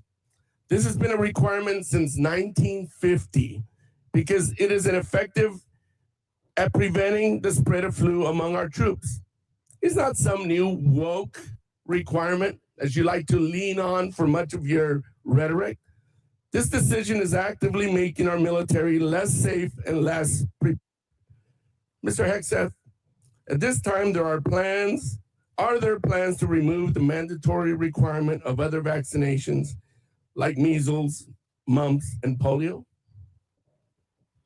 We made very clear in our announcement that it applies to service members having a choice as it pertains to the flu vaccine. Don't you think that's a little reckless? No, I think allowing well-informed Americans who serve our country to make a choice is not reckless. And commanders will still have latitude, say, for a submarine or something else to make a decision for a unit about whether it could be mandatory in a particular circumstance. But overall, our troops have earned the right to be able to choose about something like that related to their health. Mr. Hegseth, I stand by what I said last time you were here. You were incompetent then, you're incompetent now, and you're the gift that keeps on giving when it comes to incompetence. With that, Mr. Chairman, I yield back. Gentleman yields back. Chair, not Other than that, I'm doing great. gentleman Thank from you. Mississippi, Mr. Kelly. Thank you, Mr. Chairman. Secretary, don't you think it was extremely reckless to mandate COVID vaccines for the healthiest and most unlikely to get COVID and kick them out of the service if they did not comply with a, although legal, crazy order from the previous administration? Don't you think it was reckless to require that those soldiers and Marines and sailors had to take that COVID vaccine? Congressman, thank you for the question. Not only do I think it was reckless, but we point out the nature of the emergency and lack of actual data on it. We think it may not have been legal. And as a result, we're working very hard to ensure that any service member who was pushed out is brought back in. If they were forcibly pushed out with back pay and rank and everything that comes with it, those soldiers and troops of conscience who had to make that choice, Very we think good. are the best troops in our force. Listen, I'm grateful that we have two great National Guardsmen sitting at that table today. As a longtime serving Guardsman who just retired, I'm so proud of y'all and what you mean for our total force. It's not a National Guard. It's not a reserve. It's not an Army. It's not a Navy. It is a total force. And thank y'all for recognizing that. I just want to go back to some of the Iran stuff.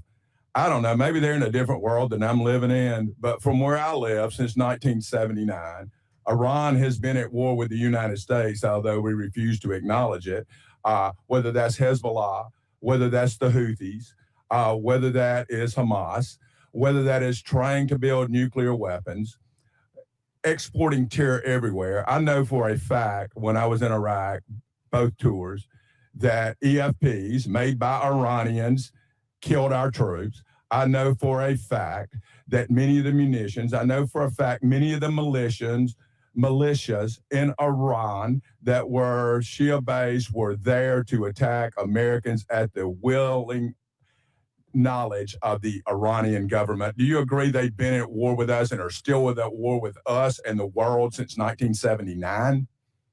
Of course, for 47 years from Beirut to Baghdad, Iran has sought the most dangerous weapons in the world to try to achieve death to America. And if they were to get the most dangerous weapon in the world, a nuclear weapon, they would most certainly use it, which is why this is at the level of seriousness that President Trump is willing to address it. And that's what I think so many in this body misrepresent. North Korea is the lesson. Everybody thought North Korea shouldn't have a weapon. Under the Clinton administration, they gathered so many ballistic missiles that their ballistic missile shield allowed them to blackmail the region and the world to say, we're going to get a nuke and you can't do anything about it. Under this administration, them weakened by the 12-day war and what happened with Midnight Hammer, the president made a bold choice on behalf of the American people to say never will Iran, with their view of death to America and death to Israel, have a nuclear weapon, because if they have it, they'll use it. And he's taken that bold action in a way I think the American people, when they understand the nature of that threat, and they do, they support it. Chairman Kane, wow, I've been around a long time. Can any other military in the history of the world pull off Venezuela, Midnight Hammer, and Epic Fury the way that our great warriors that defend and project power for our nation? Are you aware of any other nation in the history of the world that could have done that? I'm not sure, and I remain very proud of the Joint Force. I'll also say we're a learning organization, and we're going to continue to look at the things that go right in any operations that we're tasked to do, and we're going to get better every day. So we do not want to sit on the successes and assume future successes. We owe it to the nation and to the citizens to constantly improve, no matter how well something goes. So I'm incredibly proud of the Joint Force. That said, I'm even more proud when they come back after that. They go into a team room and they start debriefing to make sure that we do it better next time, whatever it may be. And my final point, I just want to talk about what a stroke of genius it was, greater than I would have thought, to blockade the ports of Iran And that blow economically to their entire economy and to their leadership and everything else, it's going to take a little bit of time to play out. But that was so smart because it is more effective than any bombs. And those bombs were effective in Midnight Hammer. They continue to be. But until we kill their will to create a nuclear weapon, they will always be a nuclear threat because they've advanced far enough along. But that blockade was so important. And it amazes me now we're crying about high gas prices when they were $2 a gallon more just 4 years ago or 5 years ago under the previous administration. With that, I yield back. Gentleman yields back. Chair now recognizes the gentleman from California, Mr. Kana. Thank you, Mr. Chairman. Secretary Hegseth, tomorrow is 2 months since the war has begun. You've testified that it was $25 billion in cost in terms of the munitions we used and what we paid for it. But when you add to that the damage that was done to our bases and today's dollars for buying replacement munitions and replacement aircrafts, what has the total cost been over the last 60 days? That number right now reflects the total cost that we're seeing. Including buying in today's dollars, the new weapons and replacements, and including the damage there? That's your testimony? If there's adjustments to that, I would defer to the comptroller on that. And how much are you seeing in terms of, are you asking in terms of supplemental funding just for the Iran mission from this committee? If and when a supplemental is submitted, the majority of it would not just be for, But what would be the ballpark for Iran? Munitions related to the entirety Just of a what number, we want to sir. get done. A number, what would you submit? It would be within on Iran, it would be less than 25 billion, but there's a lot more we would ask for beyond Well, just Iran. you're saying it's considering- 25 billion. Okay, I would just, if you come back, you want to revise those numbers because all the experts are disagreeing with you when it comes to today's dollars and damage, but you can revise it. How much did it cost American taxpayers in terms of the strike to the Iranian school where kids were killed? Do you have that number in terms of the missiles we used? As I've said, that unfortunate situation remains under investigation. You don't know how much it costs the taxpayer? but I wouldn't tie a cost to that, to anything. It's a reasonable question, no, sir? I mean, our taxpayer money was going there. Do you know how much it will cost Americans in terms of their increased cost in gas and food over the next year because of the Iran war? I would simply ask you what the cost is of an Iranian nuclear bomb. I'm going to give you that I would opportunity. simply ask you what you're playing gotcha questions about No, it's domestic not. things. I'm not. You're saying it's a gotcha question to ask what it's going to be in terms of the increased Why cost won't of you gas answer what and it costs to prevent Iran from getting a nuclear food? bomb? I give you that, sir. But let me. What you would can it just cost? ask my- What would you pay to ensure Iran doesn't get a nuclear bomb? What would you pay? I reclaim my time. Do you not know? You had no one do the analysis of what the increased cost of gas and food on the American people are going to be? What is the cost of Iran let me holding give you the that number. straight at Let me issue give with you the nuclear number. weapons? It's $631 billion, which means it's an increase of $5,000 a year for American households. Now, let me give you this point. You're saying that your operation is preventing a nuclear Iran. Will you acknowledge that there is an economic cost to the American people for doing what you believe is necessary to make Iran denuclear? Will you acknowledge the economic cost? We have an incredible economic team that's managing this better than what the previous administration did for our economy, what the previous administration did with inflation, what what's upsetting? administration did with COVID, and you're going to lecture this administration about the economy? You know what is upsetting? Incredible. You didn't even do the analysis on how much it's costing the American people. It's one thing if you said, okay, it costs the American people $5,000, but we think it's worth it. That's what we've done in World War II and other wars. Here's what it costs. You got to pay for it. You don't even know what the average American is paying. You don't know what we paid in terms of the missiles that hit the Iranian school. You don't know what we're paying in terms of gas. You don't know what we're paying in terms of food. Your 25 billion number is totally off. It's the incompetence. It's the incompetence. Let me ask you this. Certainly, maybe here we'll find agreement. There was still 440 pounds of low enriched uranium, correct, when President Obama, after the JCPOA, is that accurate? The amounts and types are classified. Okay. Will you acknowledge that there were 970 pounds of uranium enriched after Trump tore up the JCPOA? The JCPOA was a terrible deal that allowed Iran a path to a nuclear bomb. You deal with vague platitudes. I'm asking you about numbers. Like you don't know what gas costs. You don't know what food costs. You don't know what the operation costs. You know, I get sound bites, but how about numbers? Do you know how much the enriched uranium was after you ripped up the JCPOA? Trump did. I'll give you a number. I know that, as was stated by early on, the price of gas is twice as expensive in California, your home state, as anywhere else in the country because of the horrible policies your state pursued. You know what? It used to be that type of stuff worked, and then you started to lose the people that you campaigned you wanted to be for, because you said you wouldn't get us into bad wars. You said you would bring down the prices. You know what I'm sad for? I'm sad for all the people who voted for Trump. I'm sad for them because you betrayed them. You betrayed a lot of that MAGA base. And you know who knows that? J.D. Vance knows that. That's Gentleman's time's why expired. he's Chair upset now with recognizes the gentleman from Nebraska, Mr. Bacon. Thank you, Mr. Chairman. I thank all three of you for being here today. It's a real privilege to be a part of this committee. We're the most bipartisan committee out of 20 in Congress. We have a tradition of voting on NDAAs with large majorities year after year. And it's important not to be a Republican first in here or a Democrat first. We're Americans trying to ensure that our country is well defended. And in that spirit, I compliment the operations in Iran. I served 30 years in the Air Force. We were attacked repeatedly by proxy groups from Iran on every deployment I was on. They were the number one threat where I was located. I've lost friends, like at Khobar Towers. Iran with a nuclear weapon would have been an existential threat to our country. And if they had a missile that could hit New York, they would have done it. They would have done it 2 months ago. So I support our operations there. I think it was good that we got Maduro out.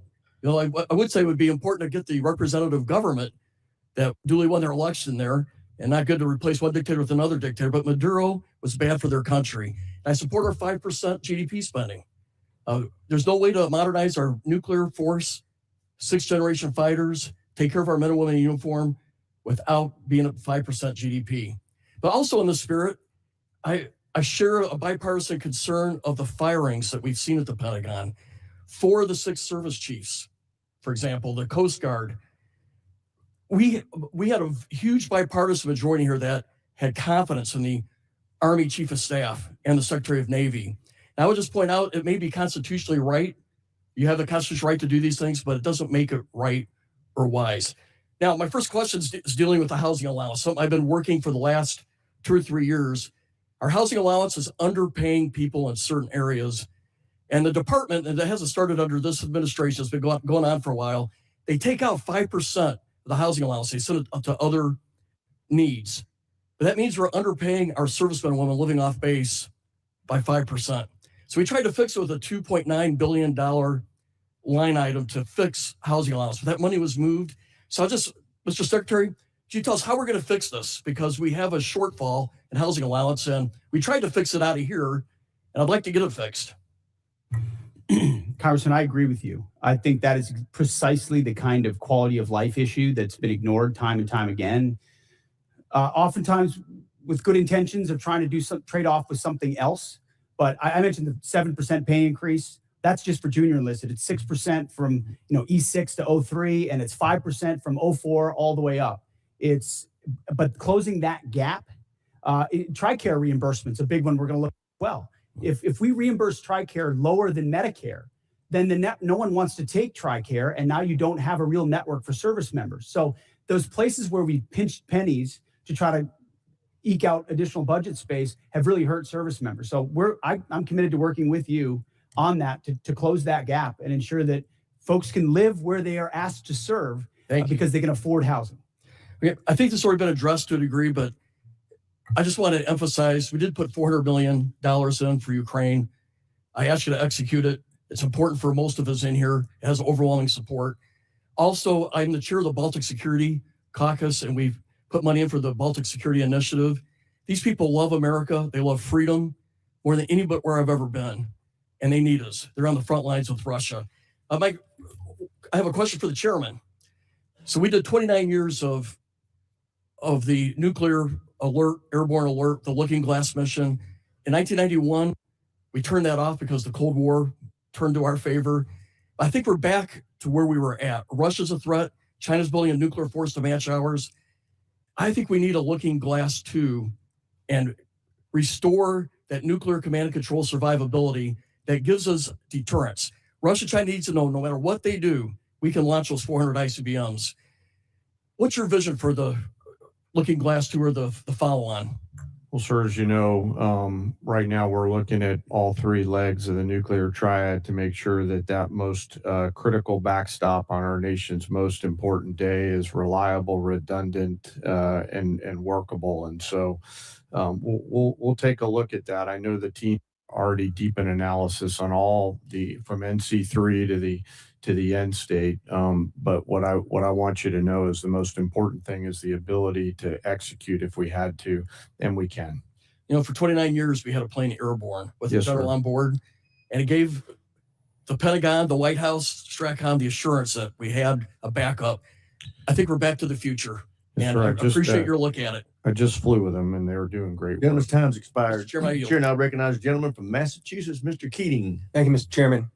I want to talk briefly about the current U.S. doctrine and conduct of the administration in a particular event and a series of events, actually. As everybody in the dais and the witness table is aware, the Department of Defense Law of War Manual specifies that any order to kill shipwrecked persons in an illegal order would constitute a war crime. It isn't suggested there's a specific example to show a clear-cut example of what this entails in our own manual. With that in mind, let's look back a few weeks ago when a fishing crew ended a long day of hard fishing, scoring a full stock of albacore and swordfish on board.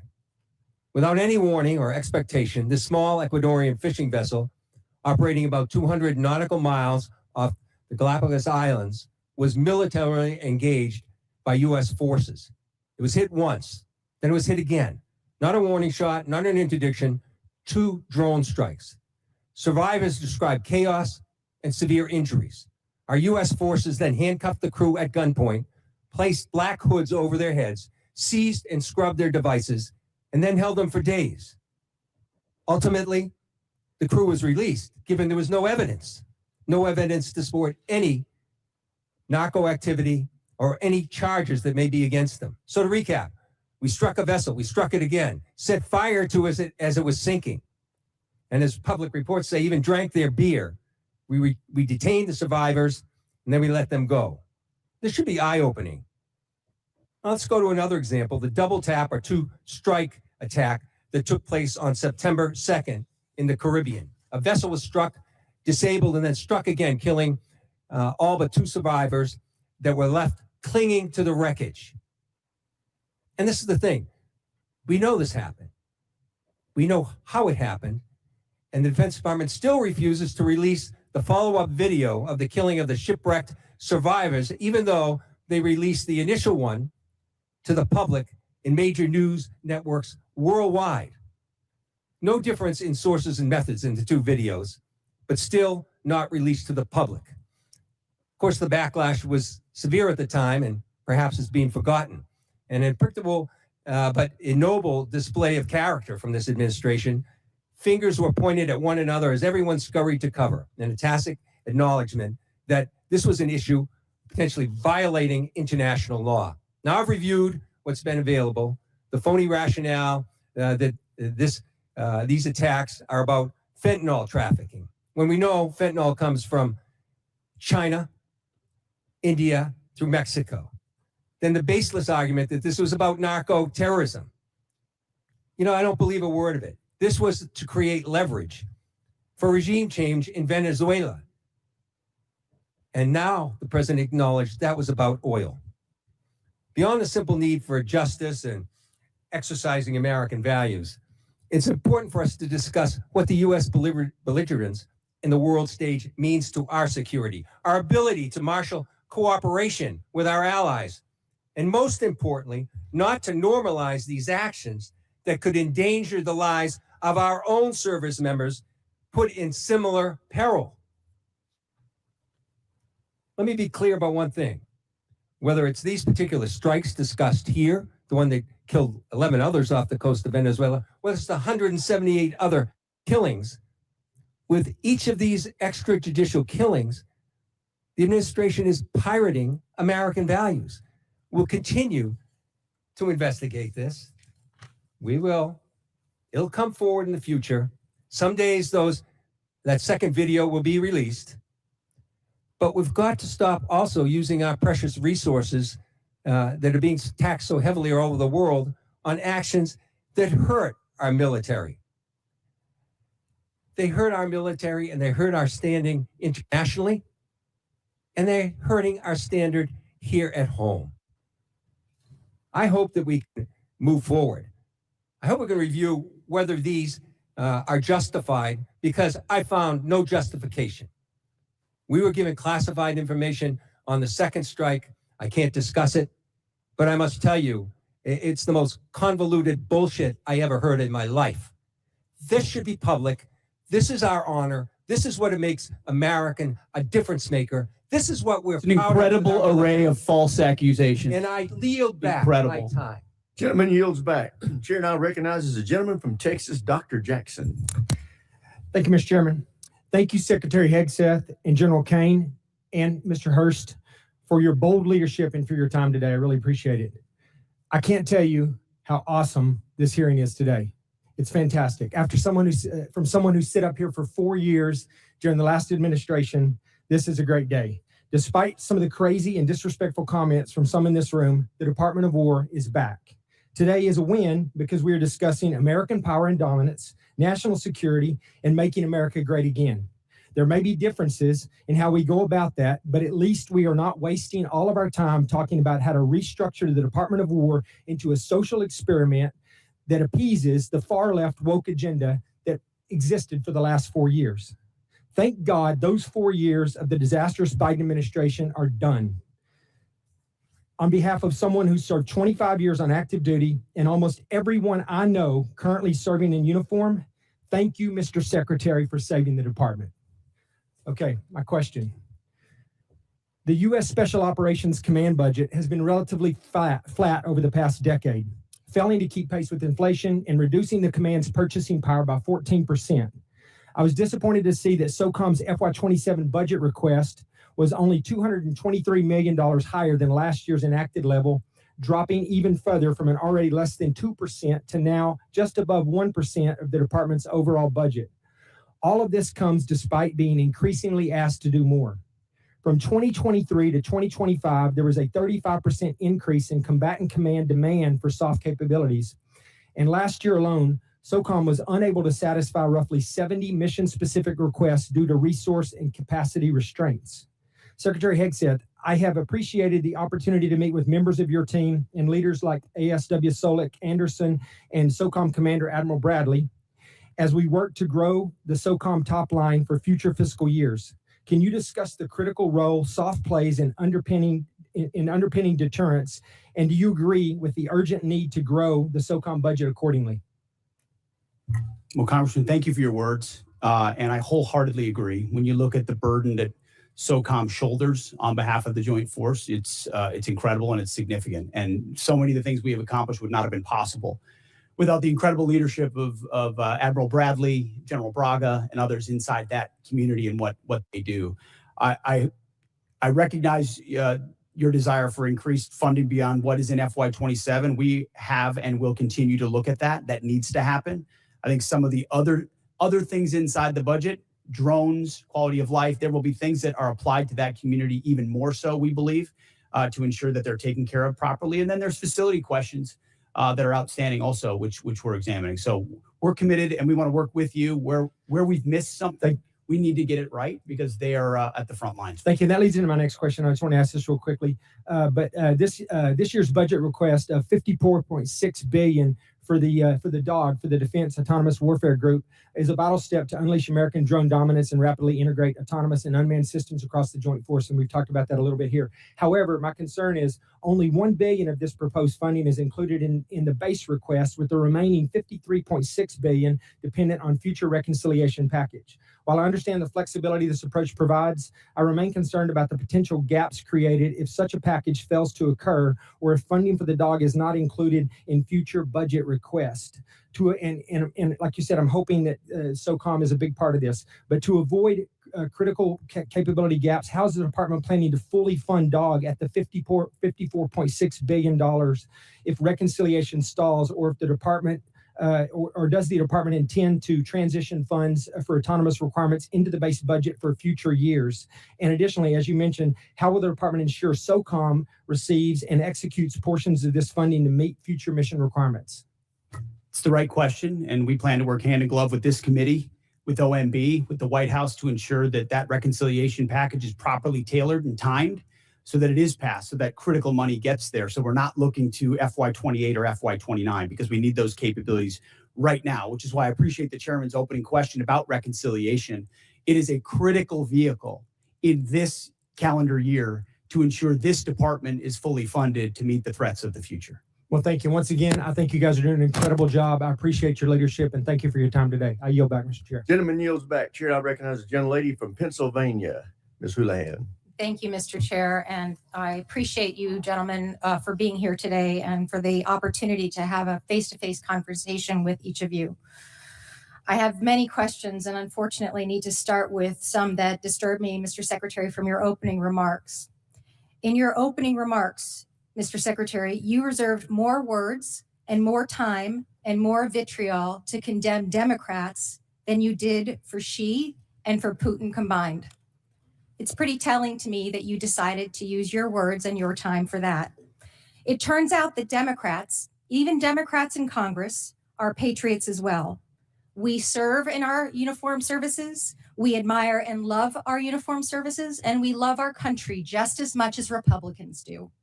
In fact, in this body, I and Representative Bacon, who you just spoke to, led the junior enlisted pay raises that you now sit there and laud as your and take credit for. We led the closing of the BAH, which then you ended up poaching and using for other things. This body led and authorized Ukrainian funding that is now being withheld. You also, in your opening remarks, strangely admonished us here for not being patient with the results of your 2-month war, a war of your suggestion to this president, a war of your choice, a war you executed without congressional consultation. And so it shouldn't be shocking, sir, Mr. Secretary, that we have questions. Indeed, it's constitutionally our right to do so. So to be clear, despite a brilliant performance by our men and women in uniform, despite thousands of tactical successes, Iran still has nuclear material, still has air defenses, still has small boats, and still has the Strait. So despite the fact that your recent comments indicate that operations appear to be finished, it's clear there clearly is more work that needs to be done. As mentioned, today is indeed 60 days. So Mr. Secretary, how many more months, just order of magnitude, do you think that you're going to need to be able to conclude operations successfully? And how many more billions of dollars do you think you're going to ask this body for? Well, as you know, and as the president has stated, you would never tell your adversary, especially once you've that is the line that you always especially once you've give me an order of decimated their military and you control their 3x, strait, 4x. how long you would be committed to the mission. And the next thing that you mentioned in your opening You know remarks, that. Mr. You would never do that. Secretary, is that you called on, which astounded me, examples of the Afghanistan war, the Iraq war, and the Vietnam war. Those are stunning examples to me of something that didn't go our way. We had the opportunity to execute on those wars quite well, but we didn't accomplish any mission, in my opinion, and I think you would agree on that as well. My point is this effort So is not those efforts. That's exactly it. Is this war shaping up to be that war? Because it has We're shaping up to get the same kind of Democrats we got in those wars who were And once again, naysayers you from the go back to beginning, parties. undermining the progress of Just have a troops. conversation We're about the 2 country months and the nation in. and not about parties. The Democrat Party wanted to socially Again, engineer we're the having Department of War. conversations about We've had to undo that and get it to a point where it's country capable of and not protecting party. power. And Clearly, that's you're not exactly able what to we've have done. that conversation. And So I will President Trump move has on, sir, rebuilt and it. I'm going to reclaim my time. General George, let's talk about a guy who's a patriot. Somebody who every single person here in this dais and down there in that audience and out there in this world has huge admiration for. Why did he get fired? Well, as with any moves we make with general officers, first of all, I thank them for their service. And ultimately, My impression is you thanked him by a text or a phone call. You didn't even do it to his face. out of respect for these officers, we never talk about the nature of their removal, but every one of them, including myself, knows that they serve at the Why pleasure did of you the fire president. him? Ultimately, out of respect to these officers, we don't reveal it. However, I will note, it's very difficult to change the culture of a department that was been destroyed by the wrong perspectives. So with the you same think officers General that were George there. destroyed a culture? There are many. We've gotten rid Yes, of it many just looks general to me officers as in if this you're being- administration you because have we no need new answer, leadership. sir. You have no way of explaining why you fired one of the most decorated and remarkable men who's We ever needed served new this leadership. nation. That's And my so answer. your answer is a very immature way of responding to my request. My next question has to do with my remaining time about the fact that there apparently are orders that you've recently given to the Navy to detail officers to command billets in special operations where the people who you're detailing, have already received bad performance reviews. They've received negative fitness reports. Is there a truth to that statement, sir? I'm not aware of what you're referring to. Have you ever ordered the Navy to add officers who never screened for Special Operations Major Command to the promotion list for flag officer? I'm not aware of what you're referring to. All right, I'll take that for no. Thank you. I yield. Generally yields back. For everybody's situational awareness, it's my plan at 1 o'clock or approximately 1 o'clock to recess for about 10 minutes to give the witnesses a chance to stretch their legs and visit the restroom if necessary. But with that, we will now go to the gentleman from Florida, Mr. Jimenez. Thank you, Mr. Chairman. And Mr. Secretary, are you aware that that Iran, either through our intelligence or they themselves, said they had about 500 kilograms of enriched uranium, up to about 60%?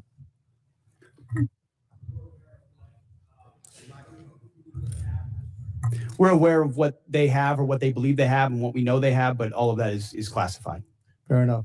And if indeed they had 500 kilograms of your enriched uranium, how long would it take it to weapons grade? Quickly enough that it's a serious national security problem for the United States of America. If I said days or a few weeks, would that be inaccurate? You might be somewhere in the ballpark. Okay, thank you. Actually, you can just get that from ChatGTP. It'll give it to you. Okay. So it's not that classified. All right.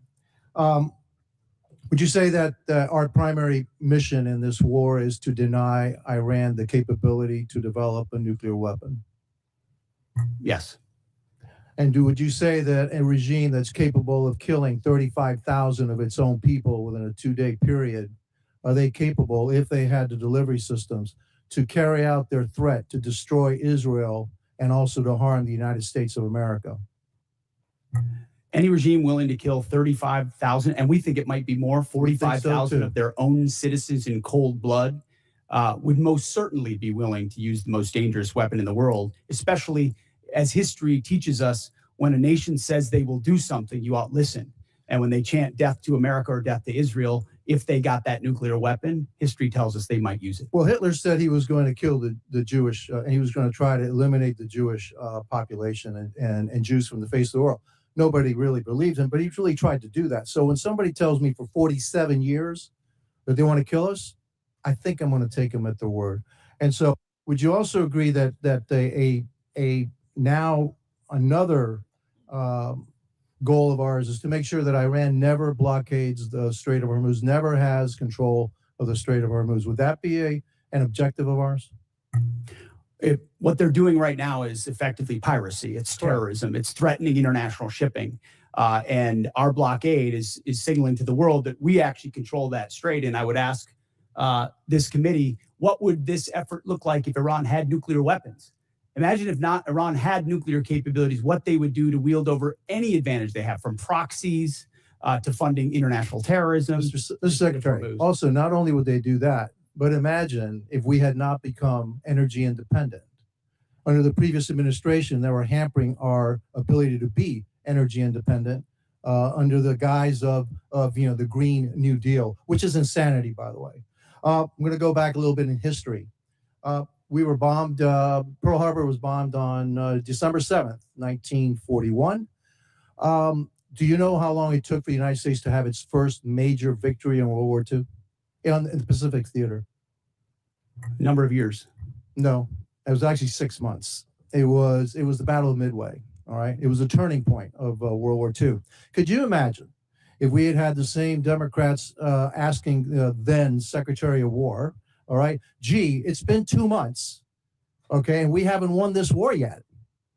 Back then, we didn't win a major battle for 6 months.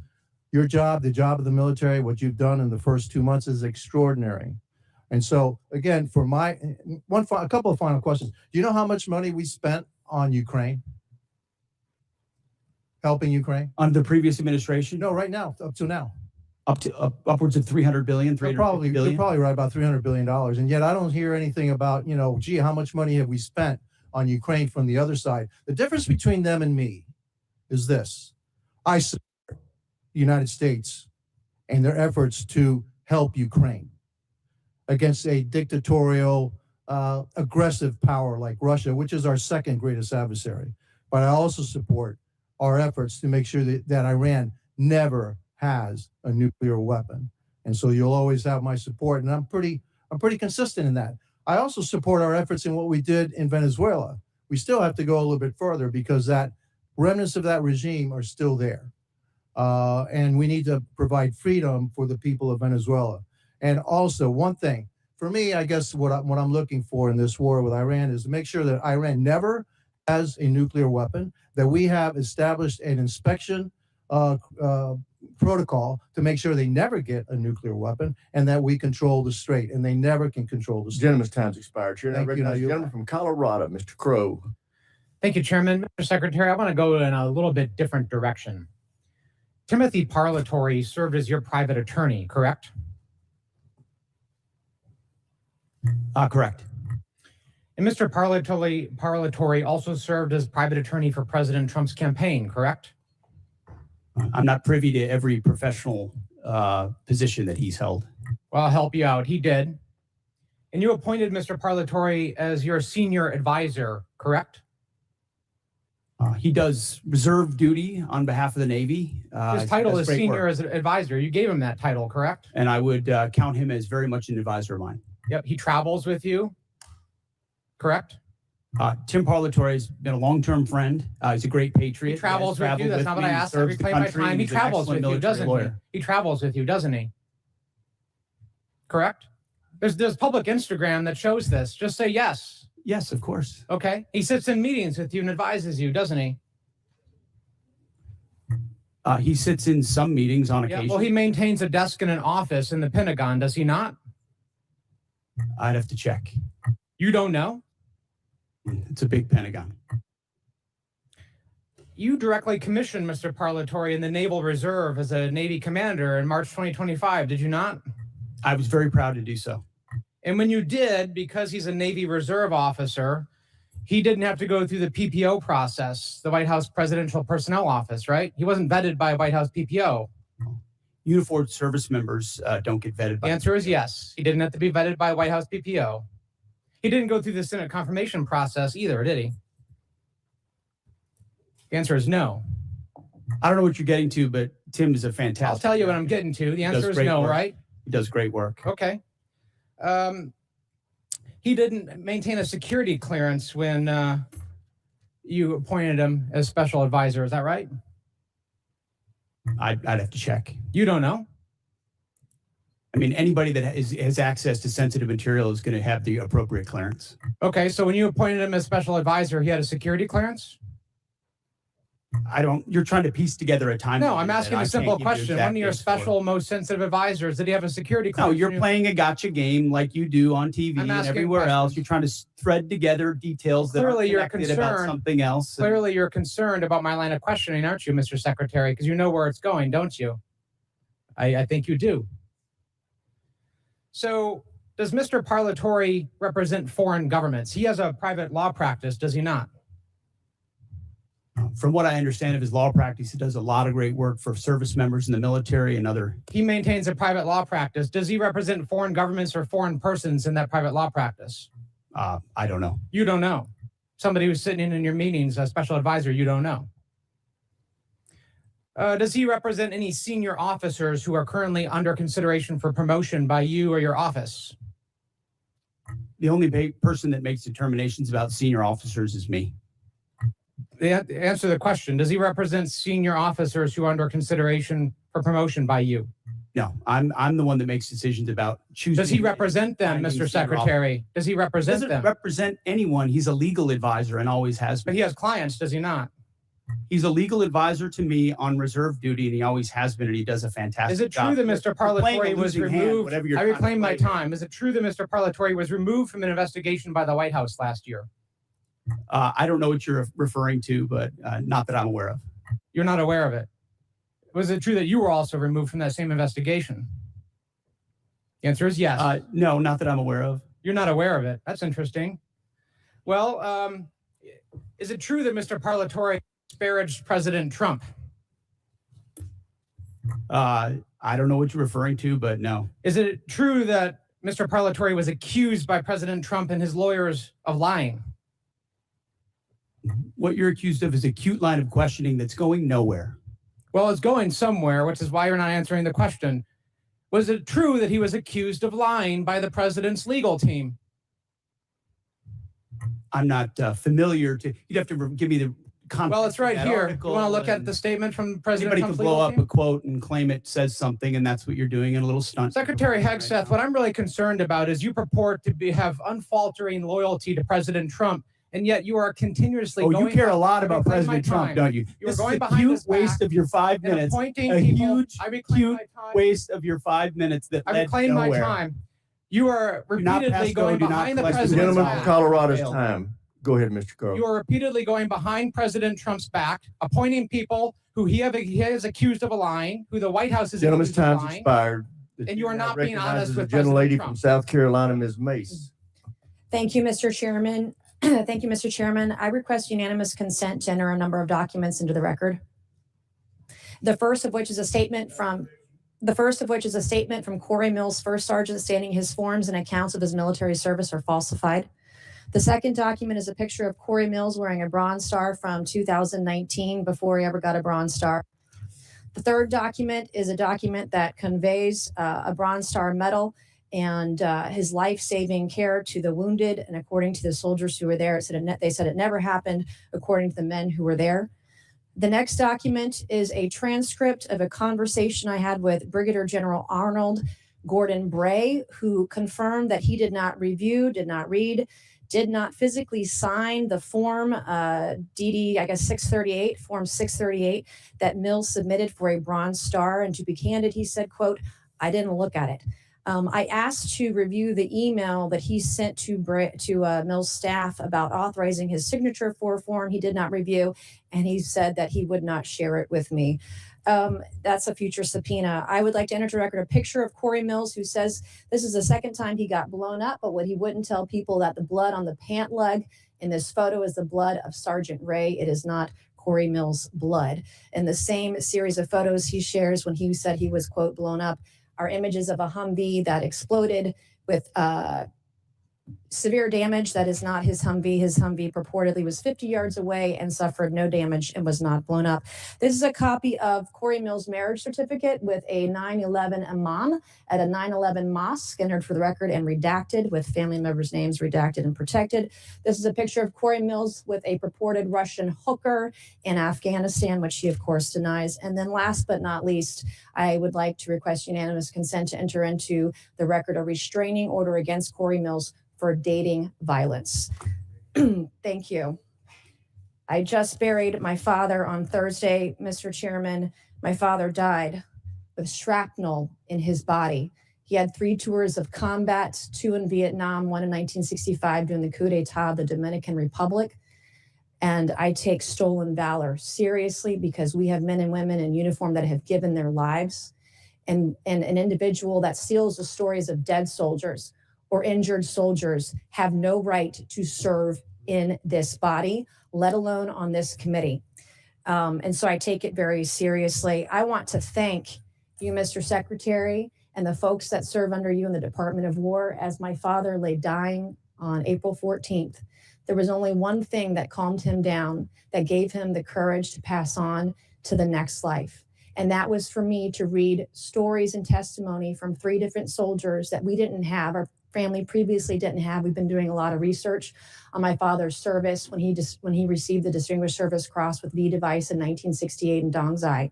He rescued every man in that battle, in that firefight, over a 2-day period. He rescued them dead or alive on his own. He stood up to take fire over and over and over again. He called on artillery, heavy artillery, onto his position within 100 meters of his position. The man should have never made it out of Vietnam alive. And in fact, his commanding officers kept him back in many cases because they thought he was on a suicide mission because he was just so dangerous out there. But he saved the lives of so many soldiers. And so as he was taking his final breaths, I was provided by the Department of the Army some testimony of soldiers we didn't have, and diagrams and information. It was the one thing that calmed him down so that he could pass away knowing that he was a war hero and knowing that Jesus loved him. And it changed our family's life, and it changed his life in his last moments, his last breaths, his last hours. And for that, I am so grateful for the ship that you're running at the Pentagon and the Department of War. I have heard from people in the way that you're trying to innovate and trying to change the way we do business there. And I'm glad that you're firing people. There are people there that are getting in your way. They need to go. And the efficiencies that you want to bring, whether it's shipbuilding, whether it's cyber, whether it's AI, whether it's public-private partnerships, we have never seen a secretary at the Department of War who has been as innovative as you have. So I can't say enough good things about you right now. I was impressed. I was concerned about troops on the ground in Iran early on, and I was impressed with where we are today, how those soldiers were evacuated that got in that flight that crashed. But everything I have seen, you have surpassed all of my expectations. And I just want to say thank you from the bottom of my heart, and God bless you. Gentlelady yields back. Chair now recognizes the gentleman from Maine, Mr. Golden. Thank you, Mr. Chairman. Good morning, Mr. Secretary and General Kane. I'd like to use my time to drill down on an important decision concerning America's surface fleet. That is the future of the DDG-51 Flight 3 destroyer. Everyone on this committee knows about the Navy's struggles to successfully design, manage, and field new classes of ships. To name a few examples, I'll highlight the Littoral Combat Ship, the Zumwalt-class destroyer, and the recently canceled Constellation-class frigate. By any measure, the Arleigh Burke-class destroyer has been a highly successful program that continues to deliver the Navy a large surface combatant it can depend on. So the Zumwalt-class destroyers were going to replace the Arleigh Burke. It's a ship with some interesting capabilities, but the Navy rushed to construction before the design was complete, and it lacked a workable weapon system that the Navy wanted to outfit it with. So the Navy scrapped the program at 3 ships and went back to the DDG. I'm in my 8th year on this committee, and the entire time I've been in conversation with the Navy publicly and privately about the latest Flight 3 destroyer and how critical a role it would play, and now is playing for the surface fleet. And yet, even before we delivered one to the fleet, the Navy was already planning the DDG-X. I'm skeptical about the transition to yet another new class of surface ship, given the troubles I've laid out already. From my perspective, we have a proven hull for an Arleigh Burke destroyer that is just